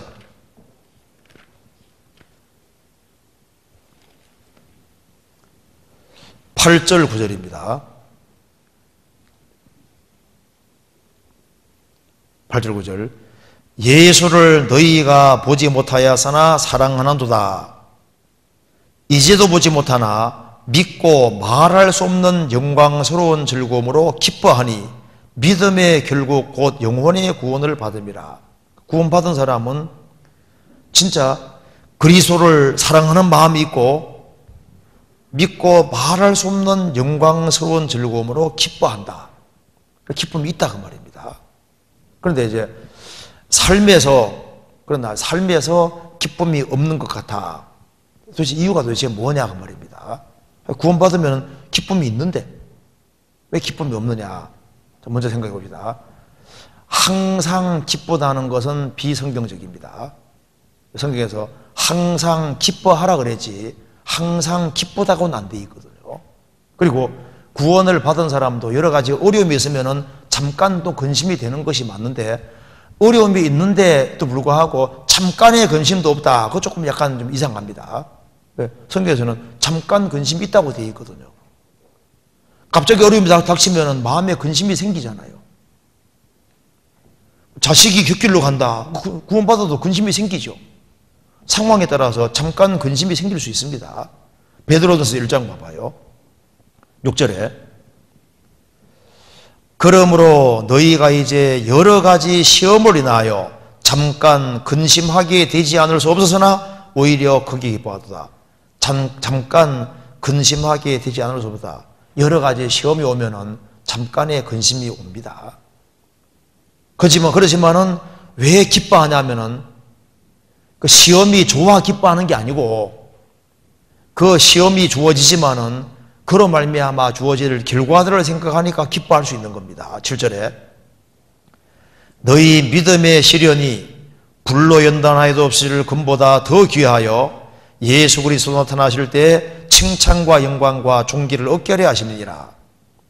잠깐 근심이 있지만은 오히려 기뻐하는 이유는 믿음의 시련을 잘 통과하면은 그로 말미암아 칭찬과 존귀와 영광이 주어질 걸 알기 때문에 시험 중에도 기뻐할 수 있는 거예요. 그래서 구원을 받은 사람은 기본적으로 세 가지 기쁨이 있습니다. 세 가지. 무슨 기쁨이 있을까요? 로마서 5장에 기록되어 있죠. 찾아볼까요? 먼저 이런 기쁨이 있습니다. 로마서 5장. 세상 사람에게 없는 기본적으로 세 가지 기쁨이 있는데 로마서 5장 2절에 또한 그로 말미암아 우리가 믿음으로 서 있는 이 은혜에 들어감을 얻었으며 하나님의 영광을 바라고 즐거워하느니라. 믿음으로 은혜 가운데 들어갔고 은혜를 깨닫고 은혜 위에 다 서 있고 그래서 이제 장차 하나님 영광을 바라고 즐거워할 수 있게 되었습니다. 그래서 우리를 위해서 하나님 영광이 뭘까요? 하나님의 영광 바란다는 것은 천국에 들어갈 걸 생각하고 기뻐하고 천국에서 하나님 영광이 충만한 세계가 천국이잖아요. 그리고 우리가 주님 오시면 우리 몸도 주님처럼 바뀌어지게 되고 그리고 영광스러운 주님을 얼굴을 대해서 보게 되고 영원한 축복의 세계 속에 들어갈 걸 생각하니까 그것 때문에 즐거워한다 그 말입니다. 미래적인 즐거움 때문에도 즐거워하고 또 그 다음에 구원받은 즉시 하나님 안에 들어왔기 때문에 하나님 안에서 사는 것을 즐거워하잖아요. 구원받은 사람은 구원받지 않은 세계 속에 들어가면 마음이 기쁘지는 못한 거예요. 답답한 겁니다. 근데 구원받은 사람들 속에서 하나님 역사하는 곳에 있을 때 그 속에서 기뻐하는 기쁨이 있습니다. 어떤 사람은 구원받았다고 하는데 구원 안 받은 사람 속에 있는 걸 더 기뻐하고 구원받은 사람들 속에서 신앙적인 교제하는 것을 안 기뻐하는 사람이 있는데 그 사람은 좀 점검해 봐야 됩니다. 동네가 다른 동네가 아닌지 점검해 봐야 돼요. 로마서 5장 봅시다. 11절에 이뿐 아니라 이제 우리로 화목을 얻게 하신 우리 주 예수 그리스도로 말미암아 하나님 안에서 또한 어떻게 합니까? 즐거워하느니라. 우리가 구원받을 때 하나님 안에 들어왔잖아요. 하나님 품에 안겨있고 하나님 안에서 하나님의 성도들과 같이 교제하고 하나님 안에서 같이 동고동락하고 사는 것을 즐거워하는 즐거움이 있다 그 말입니다. 그뿐 아니라 우리는 환난 중에도 즐거워하는 즐거움이 있는 겁니다. 3절에 다만 이뿐 아니라 우리가 환난 중에도 즐거워하나니 이는 환난은 인내는 연단을 소망을 이루는 줄 알미로다. 우리는 환난 중에도 즐거워한다. 환난이 기뻐서가 아니라 환난으로 말미암아 인내가 배양이 되고 인내는 연단받는 인격을 만들어내고 소망을 더 확실하게 만들기 때문에 우리는 환난 중에도 즐거워한다.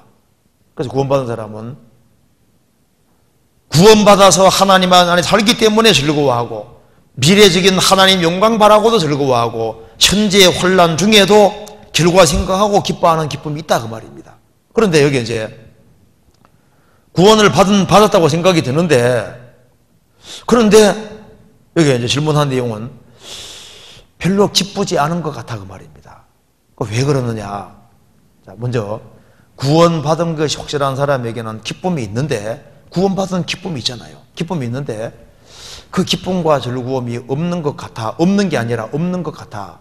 그 이유 중에 첫 번째는 하나님과 사귐을 소홀히 하는 겁니다. 왜냐하면 구원받고 사귐 속에 기쁨이 있거든요. 생각해 봐요. 결혼식 하는 날 기쁘잖아요. 결혼하면은 결혼한 날짜 붙잡고 살아야 되는 겁니까? 신랑 신부가 사귀고 살아야 되는 겁니까? 사귀고 살아야 되잖아요. 그러니까 결혼한 그 날도 좋지만은 결혼하고 난 다음에 같이 사귀고 살아야지 그 속에서 기쁨이 있잖아요. 구원받은 날 기쁘잖아요. 기쁜 날 주 나의 다시선 날 구원받고 난 다음에는 그다음 어떻게 해야 됩니까? 우리를 구원해 주신 주님과 같이 사귀고 살아요. 사귀고 사귐 속에 기쁨이라는 게 있잖아요. 그래서 성경에서 이렇게 말했습니다. 요한일서 1장 보시겠습니다. 기쁨이 꺼지는 이유는 첫째, 하나님과의 사귐을 소홀히 하는 겁니다. 요한일서 1장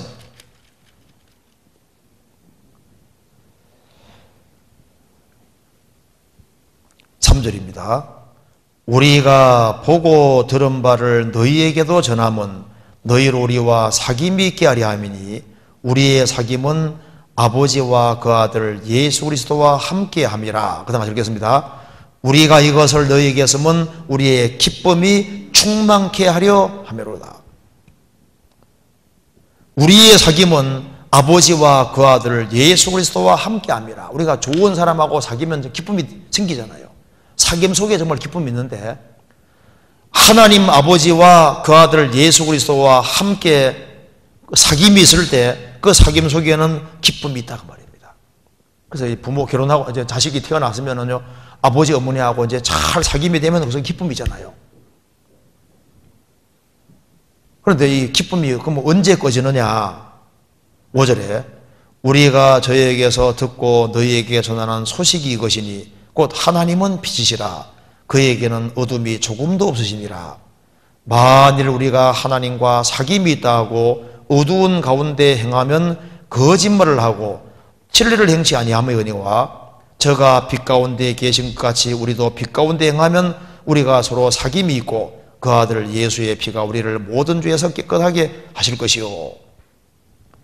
하나님은 빛이고 빛 가운데 계신데 하나님 아들이 어둠 가운데 행하면은 하나님과 사귄다는 말이 거짓말이다 그 말입니다. 그래서 원래 이게 죄와 기쁨은 정반대입니다. 죄 가운데 살면서 기쁘다는 말은 거짓말인 거예요. 그리스도인들은 죄 가운데 살면 절대 기쁘지 않거든요. 그래서 여기 저가 빛 가운데 계신 것 같이 너희도 빛 가운데 행하면, 빛 가운데 행한다는 것은 어둠이 하나도 없다는 말이 아닙니다. 자, 방이 청결하다 그 말은 먼지도 안 떨어진다 그 말이 아니잖아요. 먼지가 떨어지는 게 보이면 즉시 치우면 되는 거예요. 그러니까 하나님은 항상 빛 가운데 계신데 하나님 자녀가 빛 가운데 걷는다는 것은 어둠이 드러날 때, 주님이 지적할 때 정직하게 그것을 인정하고 그걸 제거시켜야 되는 거예요. 그러면 빛 가운데 걷는 게 되는 겁니다. 그러면 그 사람은 하나님하고 사귈 수 있고, 그리고 하나님이 그 사람에게 기쁨을 주시는 거예요. 그래서 여기 말씀한 대로 우리가 하나님과 사귐이 있다고 어두운 가운데 행하면, 어두운 가운데 지속적으로 행하면서 나는 하나님과 잘 사귀고 있다, 그러면 그게 이제 거짓말이다 그 말입니다. 그래서 잘못된 것이 지적이 되면은 이걸 즉시 없애면은요, 그게 빛 가운데 행하는 게 되는 거예요. 그러니까 빛 가운데 행한다는 것은 죄를 전혀 안 짓는 뜻이 아닙니다. 그래서 성경 말씀하기를 8절에 나와 있잖아요. 만일 우리가 죄 없다 하면 스스로 속이고 또 진리가 우리 속에 있지 아니할 것이요. 어떤 사람 말합니다. 나는 주님과 사귐이 있기 때문에 죄 천년 안 짓는다 하면 또 그 거짓말하고 있는 거예요. 그래서 생활 속에서 죄가 올라오는데 지적을 받을 때 그것을 인정하고 즉시 돌이키면은 계속 빛 가운데 있는 것이 되고, 부모 자식 사이에서도 자식이 잘못된 것이 드러나면요, 아버지가 지적하면 자식이 고치면은 또 사귐이 또 되잖아요.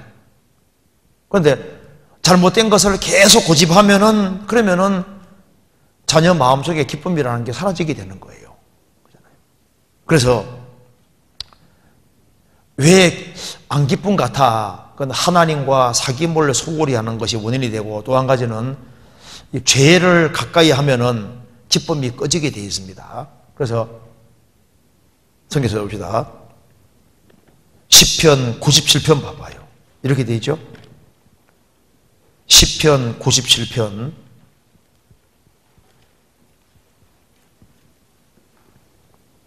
이것을 봅시다. 자, 9절 10절을 한번 같이 읽어보겠습니다. 여호와여, 시편 97편 10절 11절을 같이 읽읍시다.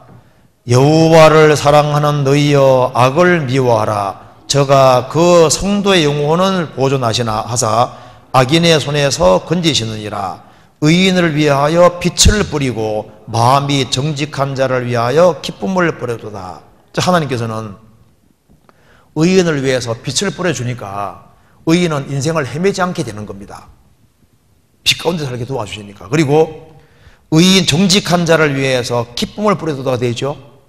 기쁨 뿌려주시니까 크리스천 속에는 기쁨이라는 게 있는 거예요. 그런데 왜 기쁨이라는 게 없어지냐 하면은 그거 말하기를 여호와를 사랑하는 너희여 악을 미워하라. 악을 미워하는 사람, 죄를 멀리하는 사람, 그 사람에게는 하나님께서 인생을 환하게 밝혀주십니다. 왜? 의인을 위해서는 빛을 뿌려주시거든요. 그리고 정직한 자를 위하여 기쁨을 뿌려도다. 그래서 정직하게 바르게 살아가는 사람은 주님이 기쁨을 뿌리니까 기쁨을 거둘 수 있게 해주시는 거예요. 기쁨이 삶 속에 있게 된다 그 말입니다. 그래서 빛을 뿌려주시니까 빛 가운데 살게 만들어주시고 인생이 환하게 만들어주시는 거예요. 근데 이제 악 가운데 살면은 이게 이제 인생이 흐려지는 거예요. 빛이 안 보이니까. 그리고 이제 악 가운데 살아가면은 기쁨이 안 보이니까 마음이 답답해지고 힘들어지게 되는 겁니다. 그리고 이제 또 한 가지. 그래서 이제 다윗이 이렇게 말하잖아요. 구원을 받았을 때 구원의 즐거움이 있는데 다윗이 죄를 지었을 때 구원의 즐거움이 깨져버리죠. 그래서 구원의 즐거움을 회복시켜달라고 기도하는 겁니다. 성경 찾아봅시다. 시편 51편 12절.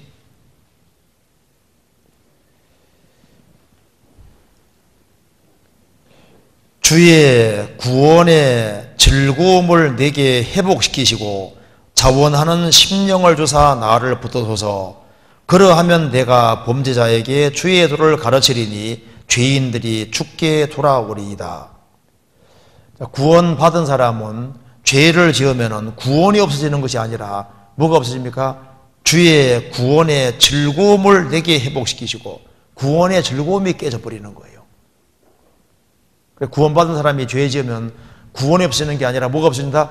구원의 즐거움이 깨져버려요. 그래서 주의 구원의 즐거움을 내게 회복시켜 주십시오. 그래서 죄에서 철저히 돌이킬 때 구원의 즐거움이 회복이 되고 자원하는 심령을 주사 나를 붙들어서 그러면 내가 범죄자에게 주의 도를 가르치리니 죄인들이 죽게 돌아오리이다. 그런데 이런 경우가 또 있습니다. 구원을 받아서도 받은 건 확실한 것 같은데 그렇게 기쁘지 않은 것 같아. 근데 그게 이제 예외적인 경우가 있는데요.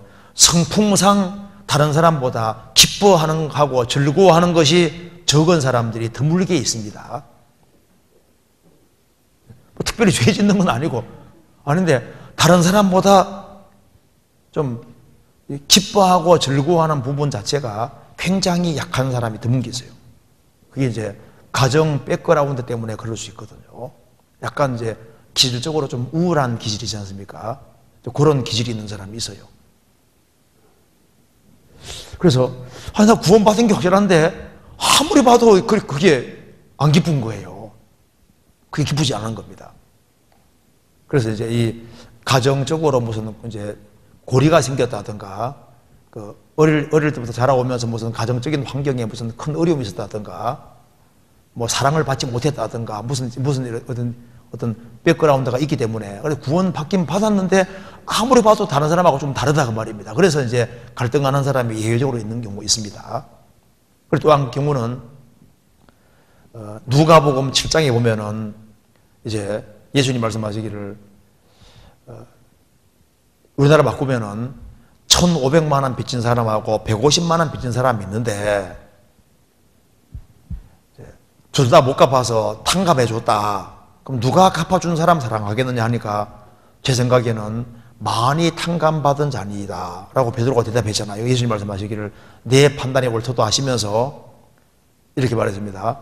사함을 받으니 적은 자는 어떻게 한다고요? 적게 사랑하느니라. 그래서 죄를 많이 지고 죄 때문에 고민을 많이 하다가 용서를 깨우친 사람은 아주 감사가 남보다 클 수 있잖아요. 종교 생활을 오래 하고 죄에 시달리다가 구원받은 사람은요 기쁨 자체가 달라요. 그런데 뭐 교회 생활 별로 한 것도 아니고 평범하게 살아왔는데 그러다가 이제 하나님 말씀 듣고 죄인인 걸 알고 이제 구원을 받았는데 그래서 특별하게 뭐 많은 죄를 짓고 살은 것도 아니고 그냥 평범하게 살았으니까 고맙긴 고마운데 남들보다는 항상 고마움과 감사가 이게 적을 수 있기 때문에 그것 때문에 스트레스 받는 사람도 있다 그 말입니다. 이거 원인은 여러 가지가 있을 수 있는 거예요.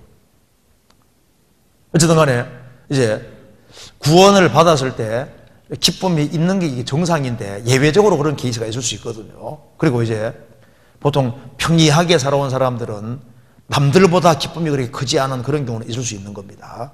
그런 게 있을 수 있어요. 그리고 이제 또 한 가지는 이제 구원을 받고 신앙생활을 한다고 하면서도 기쁨과 감사함, 주님을 사랑하는 마음이 없는 것 같습니다. 이 같습니다라고 생각이 다행입니다.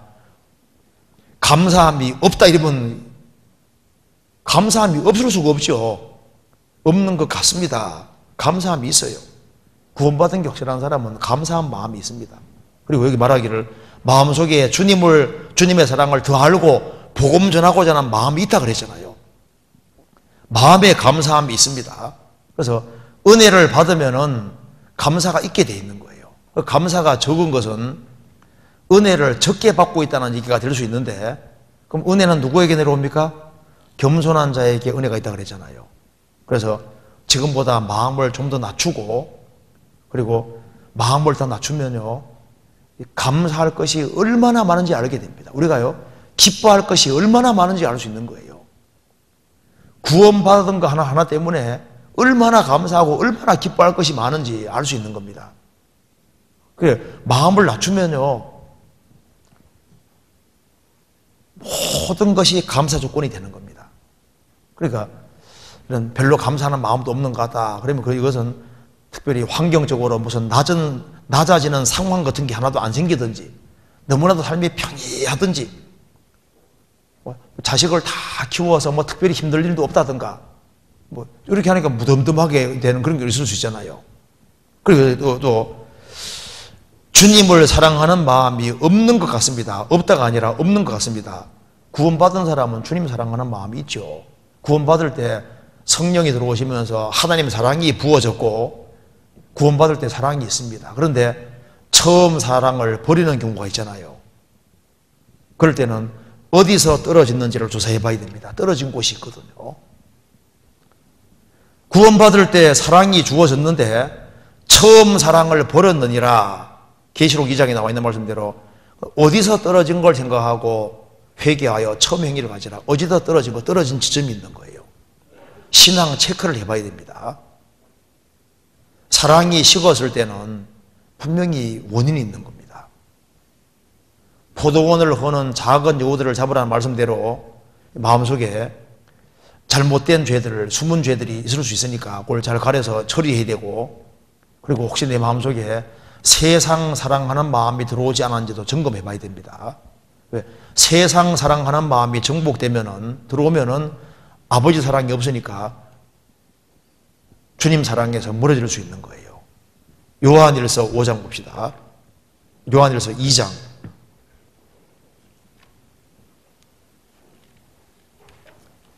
요한일서 2장 15절.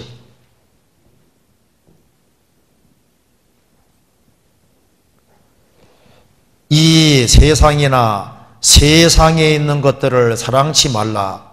누구든지 세상을 사랑하면 아버지의 사랑이 그 속에 있지 아니하니, 이는 세상에 있는 모든 것이 육신의 정욕과 안목의 정욕과 이생의 사랑이니 다 아버지께로 쫓아온 것이 아니요 세상으로 쫓아온 것이니라. 이 세상이나 세상에 있는 것들을 사랑치 말라. 이 세상을 누구든지입니다. 이게요, 구원받은 지 오래되든 얼마 안 되든 누구든지 이 세상을 사랑하면 아버지 사랑이 그 속에 있지 아니하다. 마음속에 세상 사랑이 정복되면 아버지 사랑이 속에 없으니까, 세상 것에 붙잡히면 아버지 사랑이 없으니까 신앙생활이 힘들어지는 거예요. 그래서 세상 사랑하는 마음을 팍 깨버리면은 크리스찬은 갈 데가 없는 거예요. 그래서 이제 세상 사랑하는 마음에서 구별되면은 크리스찬은 이 모임이 어디 없나 이걸 바라게 되는 겁니다. 왜 이렇게 주일이 빨리 안 다가올까? 왜 수요일이 빨리 안 올까? 그 모임이 있기를 아주 바라게 됩니다. 그런데 이제 세상 사랑하는 마음이 딱 정복이 되면요, 신앙생활이 힘들어집니다. 그래서 왜 이렇게 주일이 빨리 다가오나? 왜 설교가 이렇게 길까? 또 왜 또 질의응답을 또 왜 만들어 놓고, 뭐 또 전도 집회가 또 왜 이렇게 많어? 왜 이렇게 모임이 많어? 봉사는 또 왜 이렇게 많어? 또 취향일을 또 왜 해? 이러면서 다 이게 문제가 되고 힘들어지는 거예요. 사랑하는 마음이 없어지면 힘들어지거든요. 근데 어머니는 자녀 사랑하는 마음이 있으니까 자식을 위해 하는 것을 수고라고 생각을 전혀 하지 않잖아요. 그러니까 사랑하는 마음이 있으면은 수고가 수고로 안 여겨지는 거예요. 사랑의 수고니까. 그러니까 이것이 주님 사랑을 간직하고 있는 게 참 중요한 겁니다. 그래서 누구든지 이 세상을 사랑하면 아버지 사랑이 있지 아니하다. 그런데 이제 이분은, 여기 질문하는 분은 마음에서 주님의 사랑을 더 알고 복음도 전하고 싶은 마음이 있다. 마음이 없다면 거짓말입니다. 구원받은 사람은 그 마음이 있거든요. 있는데 마음엔 원인데 육신이 약해서는 안 된다 그 말입니다. 그 속상한 거잖아요. 그래서 말씀에 비춰보면 구원받은 것도 확실한데 왜 제 마음과 삶에 성령 열매가 안 맺히냐? 이게 참 답답하다 그 말입니다. 자, 이게 좀 중요한 질문입니다. 생활이 왜 잘 안 바뀔까요? 그 이유가 구원을 받아도 이 마음이 참 중요한 영역인데요. 마음의 중심에 자기가 자리 잡고 있으면 안 바뀝니다. 잘 안 바뀌어요. 그래서 이 주권을 주님께 내어드려야 되는 거예요.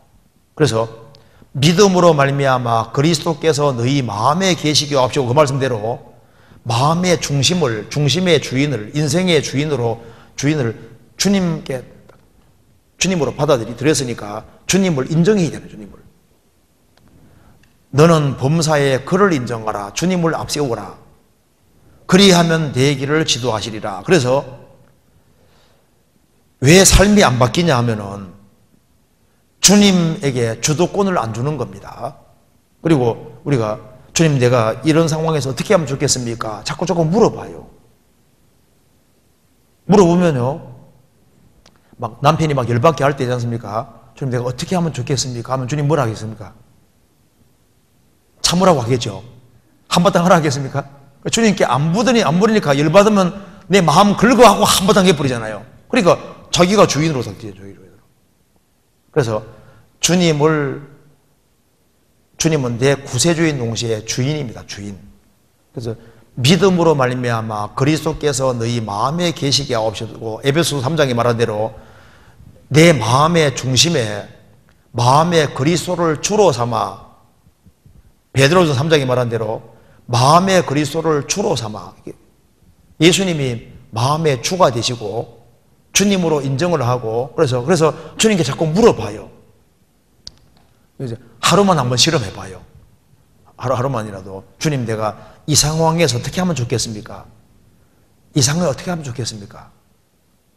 지금 여기에 주일인데 모임을 내가 가야 되겠습니까? 말아야 되겠습니까? 물으면 주님 뭐라 할까요?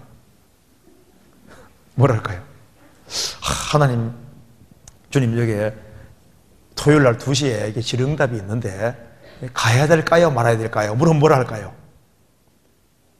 구역 모임이 있는데 가야 될까요? 말아야 될까요? 뭐라 할까요? 그러니까 안 묻잖아요. 물으면 바뀌지. 그래서 아이고, 우리 자식이 막 말썽을 부리는데 어떻게 할까요? 어떻게 대할까요? 물으면요, 주님이 지혜를 주신다니까요. 너는 범사에 그를 인정하라. 그리하면 내 길을 지도하시리라고 말씀하시잖아요. 그런데 여기에 그렇게 하다가 잊어먹잖아요. 그죠? 그러니까 성경 말씀하기를 경건에 이르기를 어떻게 하라고요? 연습하라. 경건에 이르기를 연습하라. 연습이라는 게 필요한 겁니다. 노력이라는 게 필요한 거예요. 어느 사람 말합니다. 나는 안 변해요. 이게 아니고 변하지 않으려고 버티는 겁니다. 나는 남편에게 순종이 안 돼요. 순종이 안 되는 겁니까? 안 하는 겁니까? 안 되는 게 아니고 안 하는 겁니다. 하기 싫은 거예요. 어느 사람 말합니다. 주님이 주일날 교회에 나가게 하시면 나갈게요. 말이 맞아요, 틀려요? 다른 데는 놀러 다 가면서 주님 핑계 대는 겁니다. 나는 이게 욕하는 게 나는 안 고쳐져요. 욕하는 게 안 고쳐지는 겁니까? 안 고치려고 하는 겁니까? 안 고치려고 하는 거예요. 욕하는 거 못 고치면요, 물병 들고 다니면서 수시로 물을 입에 물어요, 그냥. 나는 가능하면 안 넘기겠다. 그래, 열받게 하면요, 화날 때 물 입에 물고만 있어도 그잖아요. 그러니까 만일요, 생각해봐요. 누가 칼을 가지고 내 뒤에 따라다니면서 욕만 하면 죽인다 합시다. 그럼 욕합니까? 안 하잖아요. 뭐 대통령 앞에 있다, 높은 분 앞에 있다 하면 욕합니까? 내가 높은 분 앞에 있는데 누가 날 열받게 하니까 그러면 그 앞에 욕 안 하잖아요. 임금 앞에 있는데 누가 열받게 하면 욕합니까? 안 하잖아요. 그러니까 안 할 수 있다니까요. 그러니까 보통 성경에서 능동으로 되어 있는 건 자기가 해야 되는 건데, 그걸 자기가 안 하면서 나는 안 바뀌어요, 안 바뀌는 게 아니라 바꿔주려고 노력을 하지 않는 거예요. 그런데 노력하되 또 몽땅 하려고 그러면 못해요. 많이 하려면 안 한다니까요. 그러니까 삶이 조금씩 바뀌려면요, 많이 하지 말고 하나만 하면 돼. 하나만 하면 이상하게 많이 바뀌어진다니까요. 많이 바꾸려면 하나도 안 바꿉니다. 그런데 하나 바꾸려면 하면요, 많이 바꿔져요. 그거 참 신기한 겁니다. 하나 때문에 줄줄이 다 바뀌어지거든요. 나는 술 못 끊을 수 있어요. 술을 실제로 다 끊어버리지 않습니까? 끊어버리면 술 하나 끊는 것 때문에 이상하게 줄줄이 좋은 것이 쫙 엮이고 많이 바꿔진다니까요. 담배 하나만 딱 끊어도 이상하게 이게 많이 바꿔지거든요. 그러니까 많은 거 말고 하나만. 가정생활 속에서도 성경에서 억지로 오리 가면 심리 가라 그러잖아요. 그러잖아요. 그러면은 물 떠와 하면 뭐라 합니까? 물만 들어갈 게 아니라 그냥 우유까지 타가지고 한 잔 더 갖다 주고 더 적극적으로 하나만, 오리 가면 심리나 한번 가보자. 하나만. 그 하나 하는 것 때문에도 많이 바뀌어지고, 그래서 야, 바꿔졌구나, 많이 바꿔지네, 이렇게 생각한다니까요.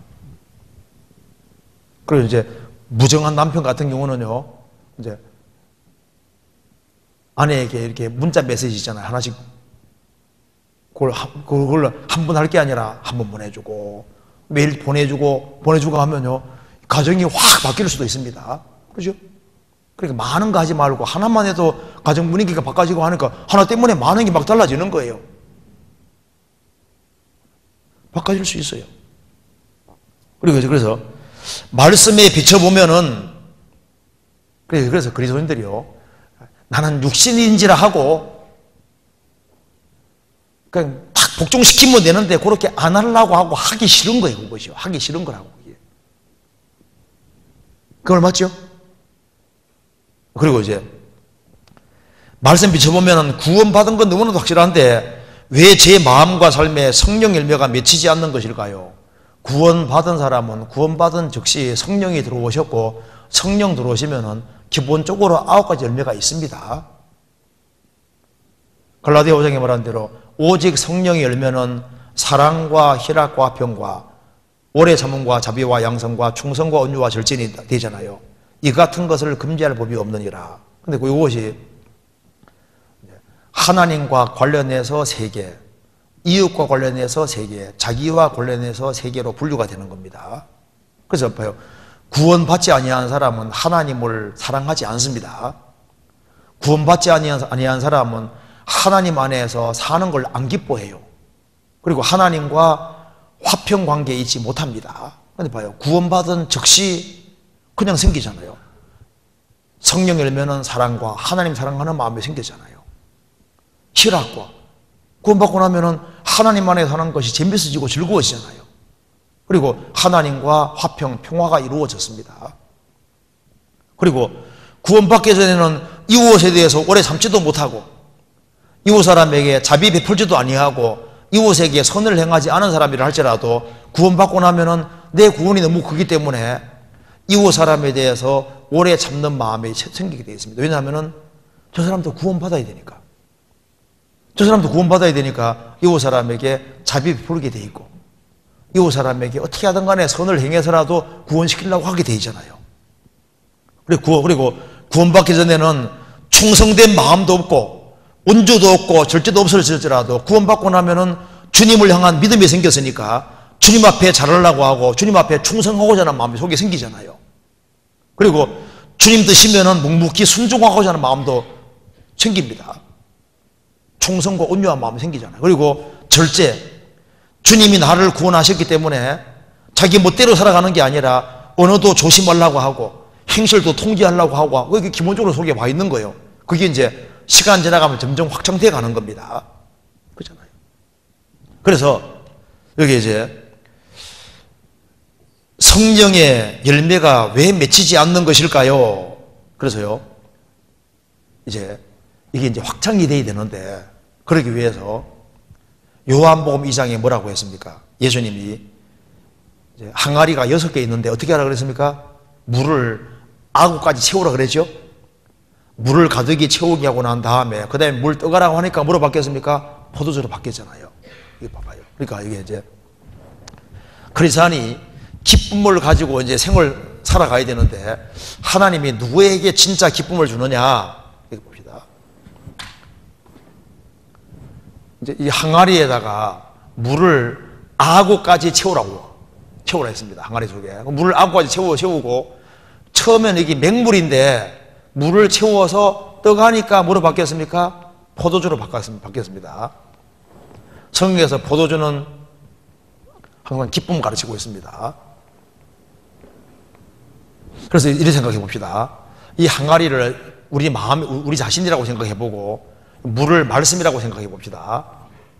자, 이 누구에게 진짜 신앙생활의 기쁨이 첫 번째 주어지냐 하면은 말씀을 마음에 가득히 채우는 사람은 처음에는 맹물처럼요, 그냥 말씀을 그냥 채웠거든요.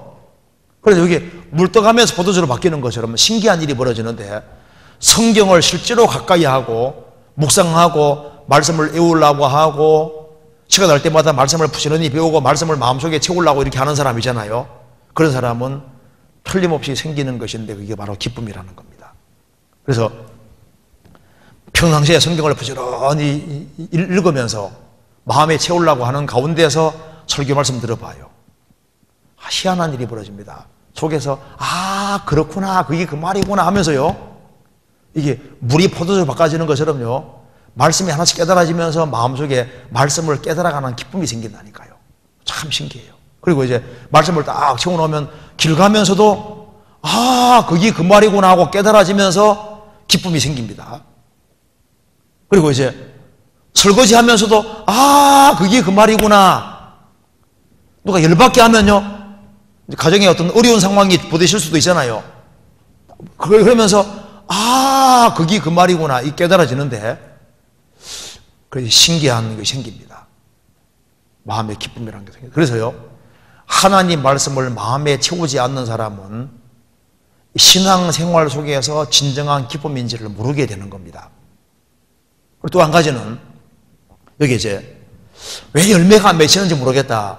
또 한 가지는 크리스찬은 원래 크리스찬이 뭐 하는 사람입니까? 십자가 지는 사람이잖아요. 그러니까 신앙생활하는 가운데 자기 십자가를 지라고 말씀하셨는데, 그러니까 희생하고 수고하는 것이 있는 속에서 기쁨이 있도록 그렇게 프로그램이 되어 있는 거예요. 그래서 이타적이 되는 나누어 주는 속에서 하나님 주시는 기쁨이 있다 그 말입니다. 그래서 움켜잡고 이기적이 되고 개인적이 되면은 이게 기쁨이라는 게 없어지는 거예요. 참 신기합니다. 그래서 누가 기쁨을 가지고 있는지 보세요. 주변을 보면서 내가 혹시 누가 도와줄 사람이 없는가? 그래서 내게 있는 것을 다른 사람에게 나눠주고 베풀어주기를 좋아하고 주기를 좋아하고 뭔가 남에게 도와주려고 하는 그런 마음을 가지고 살아가는 사람은 주님이 그 속에 뭐 주시는지 아세요? 기쁨을 주시는 겁니다. 그래서요, 이게 남을 위해 살아가는 사람은요, 뭐 우울증 이런 거 안 생기거든요. 남을 위해 살아가는 사람은요, 주님 그 특별한 기쁨이 있어요. 구원 안 받아도 기쁨이 있다니까요. 그리고 또 한 가지는 이게 이제 원래 시브리 말로 이게 바라크가 이게 원래 이 무릎이라는 뜻입니다. 무릎. 그러니까 바락 오바마잖아. 바라크. 그 바라크가 이게 무릎이라는 뜻인데요. 그 창세기 12장에 아브라함에게 너는 복의 근원이 될지라, 그 복이 바라크입니다. 아브라함 너는 복이 될 것이다. 복이. 너는 복덩어리가 될 것이다. 근데 복덩어리라는 이 복하고 무릎하고 연결이 돼 있어요. 그러니까 누가 복받냐 하면은, 누가 복덩어리가 되냐 하면은, 하나님 앞에 무릎 꿇는 사람은, 무릎 꿇는 사람, 순종의 길을 걷는 사람, 그 사람에게는 그 사람이 주님 복덩어리가 되게 만들어 주십니다. 그래서요, 가정에서도 주님 앞에 굴복하는 사람들, 무릎 꿇는 사람들, 그 사람은 가정에서 복덩어리가 되는 거예요. 주변 사람에게 누가 복덩어리 되냐면은 주님 앞에 무릎 꿇는 사람. 내 뜻대로 마옵시고 아버지 뜻대로 하옵소서. 그래서 나는 죽더라도 주님 옆에 죽겠습니다. 그래서 이게 주님 나 좀 정말 도와주십시오 하면서 간절하게 기도하면서 하나님 나 이 세상에 살면서 정말 신앙생활 한번 멋지게 하게 도와달라고. 그래서 무릎 꿇고 하나님의 도움을 구하는 사람, 그런 사람들은 하나님이 그 사람 마음속에 기쁨도 주시고, 그리고 그 사람 마음에 변화를 주시고, 그리고 주님이 마음을 새롭게 만들어 주시고, 그리고 그것이 이제 바깥으로 나는 것을 보게 만들어 주시는 거예요. 실제로. 그리고 이제 그 다음 질문 간단하게 보겠습니다. 레위기를 따가 궁금한 점 두 가지를 여쭙니다. 레위기 8장 23절 24절 한번 찾아봅시다. 레위기 8장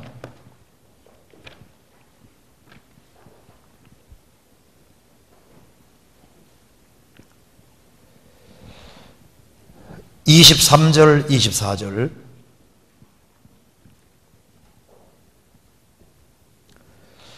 모세가 잡고 그 피를 취하여 아론의 오른 깃뿌리와 오른손 엄지가락과 오른발 엄지가락에 바르고 아론의 아들들을 데려다가 그 오른 깃뿌리와 오른손 엄지가락과 오른발 엄지가락에 그 피를 바르고 또 그 피를 단 주위에 뿌리고.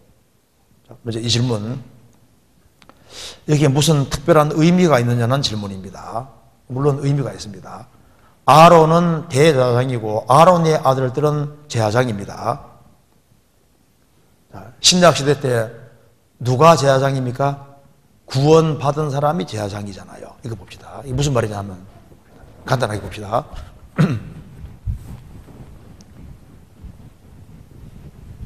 자, 이거 한번 보세요.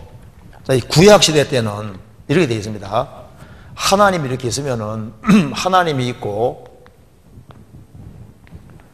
제사장이 있고 그리고 이제 백성이 있었습니다. 이스라엘 백성들은 나갈 때 항상 제사장을 통해서 하나님께 나아가는 거예요.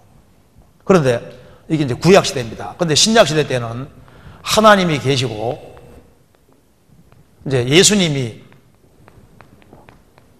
계시고 이제 사람이 이제 구원받으면 구원받은 사람은 전부 다 구원받은 즉시 뭐가 되는 겁니까? 제사장이 돼요.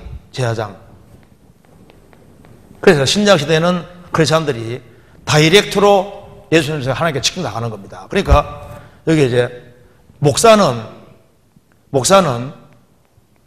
성도들의 중간 매개자가 아니고 이제 돕도록 하기 위해 세워준 거니까 구원받은 사람은 전부 다 제사장으로 다이렉트로 주님께 다 나가는 거예요.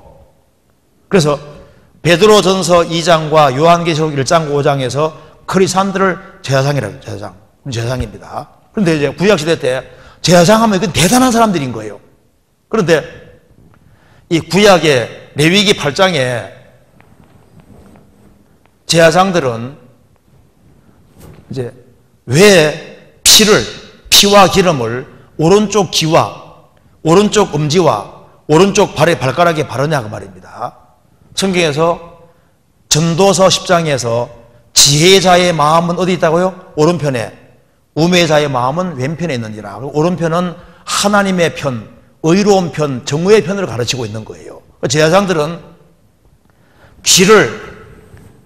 귀에 기름을 바르고 귀에다가 피를 바르는 이유가 뭡니까? 그것도 오른쪽 귀를. 이제 제사장이 된 사람은 오른쪽을 구별시키는 이유는 뭐냐면 너희들은 하나님 말씀만 들어야 된다 그 말입니다. 왼쪽 말씀 듣지 말고 마귀 말 듣지 말고 하나님 말씀 들어야 될 걸 말하는 거예요. 그리고 이제 손도 오른손으로 구별시켰는데 이 손이라는 게 행실을 가르칩니다. 행실을. 그것도 왼손이 아니라 오른손으로 구별하는 이유가 뭡니까? 우리 신앙생활이 마귀 쪽으로 세상 쪽으로 가지 말고 주님 편을 향해야 될 것을 말씀하고 있는 거예요. 그래서 누가복음 6장에도 오른편 손 바른 사람 얘기가 나옵니다. 왼편은 자유로운데 오른손이 말라 있었잖아요. 구원받지 아니한 모든 사람은 마귀 편 세상 쪽으로는 자유로운데 하나님 편으로는 말라 있는 겁니다. 그 사람이 이제 구원받을 때 오른손이 회복되는 거예요. 구원받아야만 하나님 편에 위해 살 수 있는 힘이 주어지는 겁니다. 그리고 오른쪽 발 엄지를 바르는 것은 구원받은 사람은 오른편으로 구별된 걸 가르치는 거예요. 하나님 편으로. 그래서 발걸음을 걸 때 마귀의 길을 걷지 아니하고 아브라함과 이삭이 야곱이 걸어갔던 길, 모든 선지자들이 걸어갔던 바로 그 길, 의로운 길, 생명길, 그 길을 좁은 길, 이제 그쪽으로 가야 될 것을 설명해 주려고 오른쪽을 구별시킨 겁니다. 그렇게 이해하면 되겠습니다. 그리고 마지막으로 이것도 간단하게만 봅시다. 여기에 이제 그 다음 질문이 레위기 10장 13절, 10절부터 13절을 봅시다. 이거 보고 마치겠습니다. 레위기 13장 10절, 13절. 13장 10절, 13절 제가 읽겠습니다. 제사장은 진찬을 할지니 피부에 흰점이 돋고 털이 휘어지고 거기 난죽이 생겼으면 이는 그의 피부에 오랜 문둥병이라 제사장이 부정하다 진언할 것이요 그가 이미 부정하였은즉 금고치는 않을 것이며 제사장이 보기에 문둥병이 그 피부에 크게 발하였음에 그 환자의 머리부터 발까지 퍼졌거든 그가 진찰할 것이요 문둥병이 과연 그 전신에 퍼졌으면 그 환자를 정하다 할지니 다 휘어진 자인즉 정하거니와. 이 질문에서 이것이 우리에게 어떤 교훈을 주는지 궁금합니다. 문둥병이 전신에 쫙 퍼지면은 정하다 할 것이요. 자, 이것이 우리에게 중요한 교훈이 될 수 있습니다. 원래 문둥병은 죄를 가르치고 있는 겁니다. 문둥병 환자는 죄인을 가르치고 있거든요. 그런데 이 문둥병이 부분적으로 발한 거 말고 전체가 발할 때 정하다 그랬잖아요. 이게 중요한 교훈이 들어있는데 문둥병이 딱 생각해봐요. 문둥병이 조금 발할 때는요 자기 수단 방법을 강구해서 자기 노력으로 어떻게 하든 간에 문둥병이 퍼지지 않도록 하지 않습니까? 자기 어떤 노력과 이게 수고를 많이 하게 된다니까요. 그런데 문둥병이 완전히 퍼지면은 자기가 손쓰는 게 아무것도 없잖아요. 사실 왜 사람들이 구원받지 못하냐 하면 자기가 부분적으로 죄인이라고 생각하는 사람은요 자기가 뭘 해승하려고 계속 하게 돼 있는 거예요. 그죠? 내가 죄인이긴 죄인이지만 지옥 갈 죄인은 아니다 생각하는 사람은요 내가 죄인이지만 그래도 나는 잘할 수 있어. 나는 하나님 할 수 있어. 이런 생각 가진 사람은 구원받기가 어려워요. 그러니까 전신이 퍼졌다는 이것이 우리 신앙생활의 교훈이 되는데, 전신이 퍼졌으면은 머리부터 발끝까지 다 퍼졌으니까 할 수 있는 방법이 아무것도 없잖아요. 그것처럼 우리 신앙생활 속에서도 이제 구원받기 전에 사람이 내 행위로 천국 못 간다는 걸 확실히 깨우칠 때, 이제 자기 선행과 열심으로는 천국 못 간다는 걸 확실히 깨우친 사람은 머리부터 발끝까지 다 퍼진 사람하고 똑같은 거예요. 그래서 우리가 집회할 때 꼭 율법 얘기하는 이유가 뭡니까? 행위로도 안 된다는 거, 우리 공도가 들어가서 천국 못 간다는 걸 확실히 해주는 것이 바로 뭐냐 하면은 전신이 퍼지게 하는 거예요. 이 전체가 죄덩어리다 그 말입니다. 그래서 그렇게 될 때 정하다. 신앙생활도 마찬가지입니다. 우리 구원받을 때도 자기가 조금 죄인이라 생각하는 사람, 그래도 자기가 좀 착하다고 생각하는 사람, 자기가 뭔가 해서 천국 간다고 생각하는 사람은 그리스도 공도가 다 안 받아들여집니다. 그리 구원이 안 되잖아요. 그래서 성경 배우는 가운데 내가 죄인이고 내 행위로는 절대 천국 못 가고 내가 앞으로 착하게 살아도 못 가고 율법도 못 지키고 내가 할 수 있는 게 아무것도 없고 천국 가기 위해 할 수 있는 건 아무것도 없구나, 그걸 확실히 깨우칠 때 그때 정말 정하다가 될 수 있고 구원이라는 게 확실하게 이루어질 수 있는 겁니다. 그렇게 교훈받을 수 있다고 말입니다. 대충 이해되죠? 그래서 내가 조금 죄인인 사람은 자꾸 뭔가 자기 해서 천국 가려고 하는데, 그러면 구원이 안 이루어지는 거예요. 그렇게 교훈받으면 되겠습니다. 오늘도 여기까지 하겠습니다. 같이 기도하시겠습니다. 자비로우신 우리 아버지 하나님, 저희들을 주의 보배로운 피로 구원해 주신 것을 진심으로 감사합니다. 주님 오시는 그날까지 저희들을 도와주시고 인도해 주셔서 주님의 복음과 영광을 위해 살 수 있도록 더욱 도와주시옵소서. 여기에 모인 모든 분들에게 크신 은혜와 사랑으로 함께해 주시고 주님께서 영육간에 도와주셔서 주님의 영광을 위해 살 수 있도록 더욱 길을 열어주옵소서. 교회가 계획한 모든 일에 앞서 행해 주시고 주님의 마음을 능히 시원케 할 수 있도록 우리 모두를 도와주시옵소서. 주님 오실 날이 너무 가까운 이때 저희들 정신을 차리고 신앙생활을 할 수 있도록 더욱 도와주옵소서. 주 예수 그리스도 이름으로 기도하옵나이다. 아멘.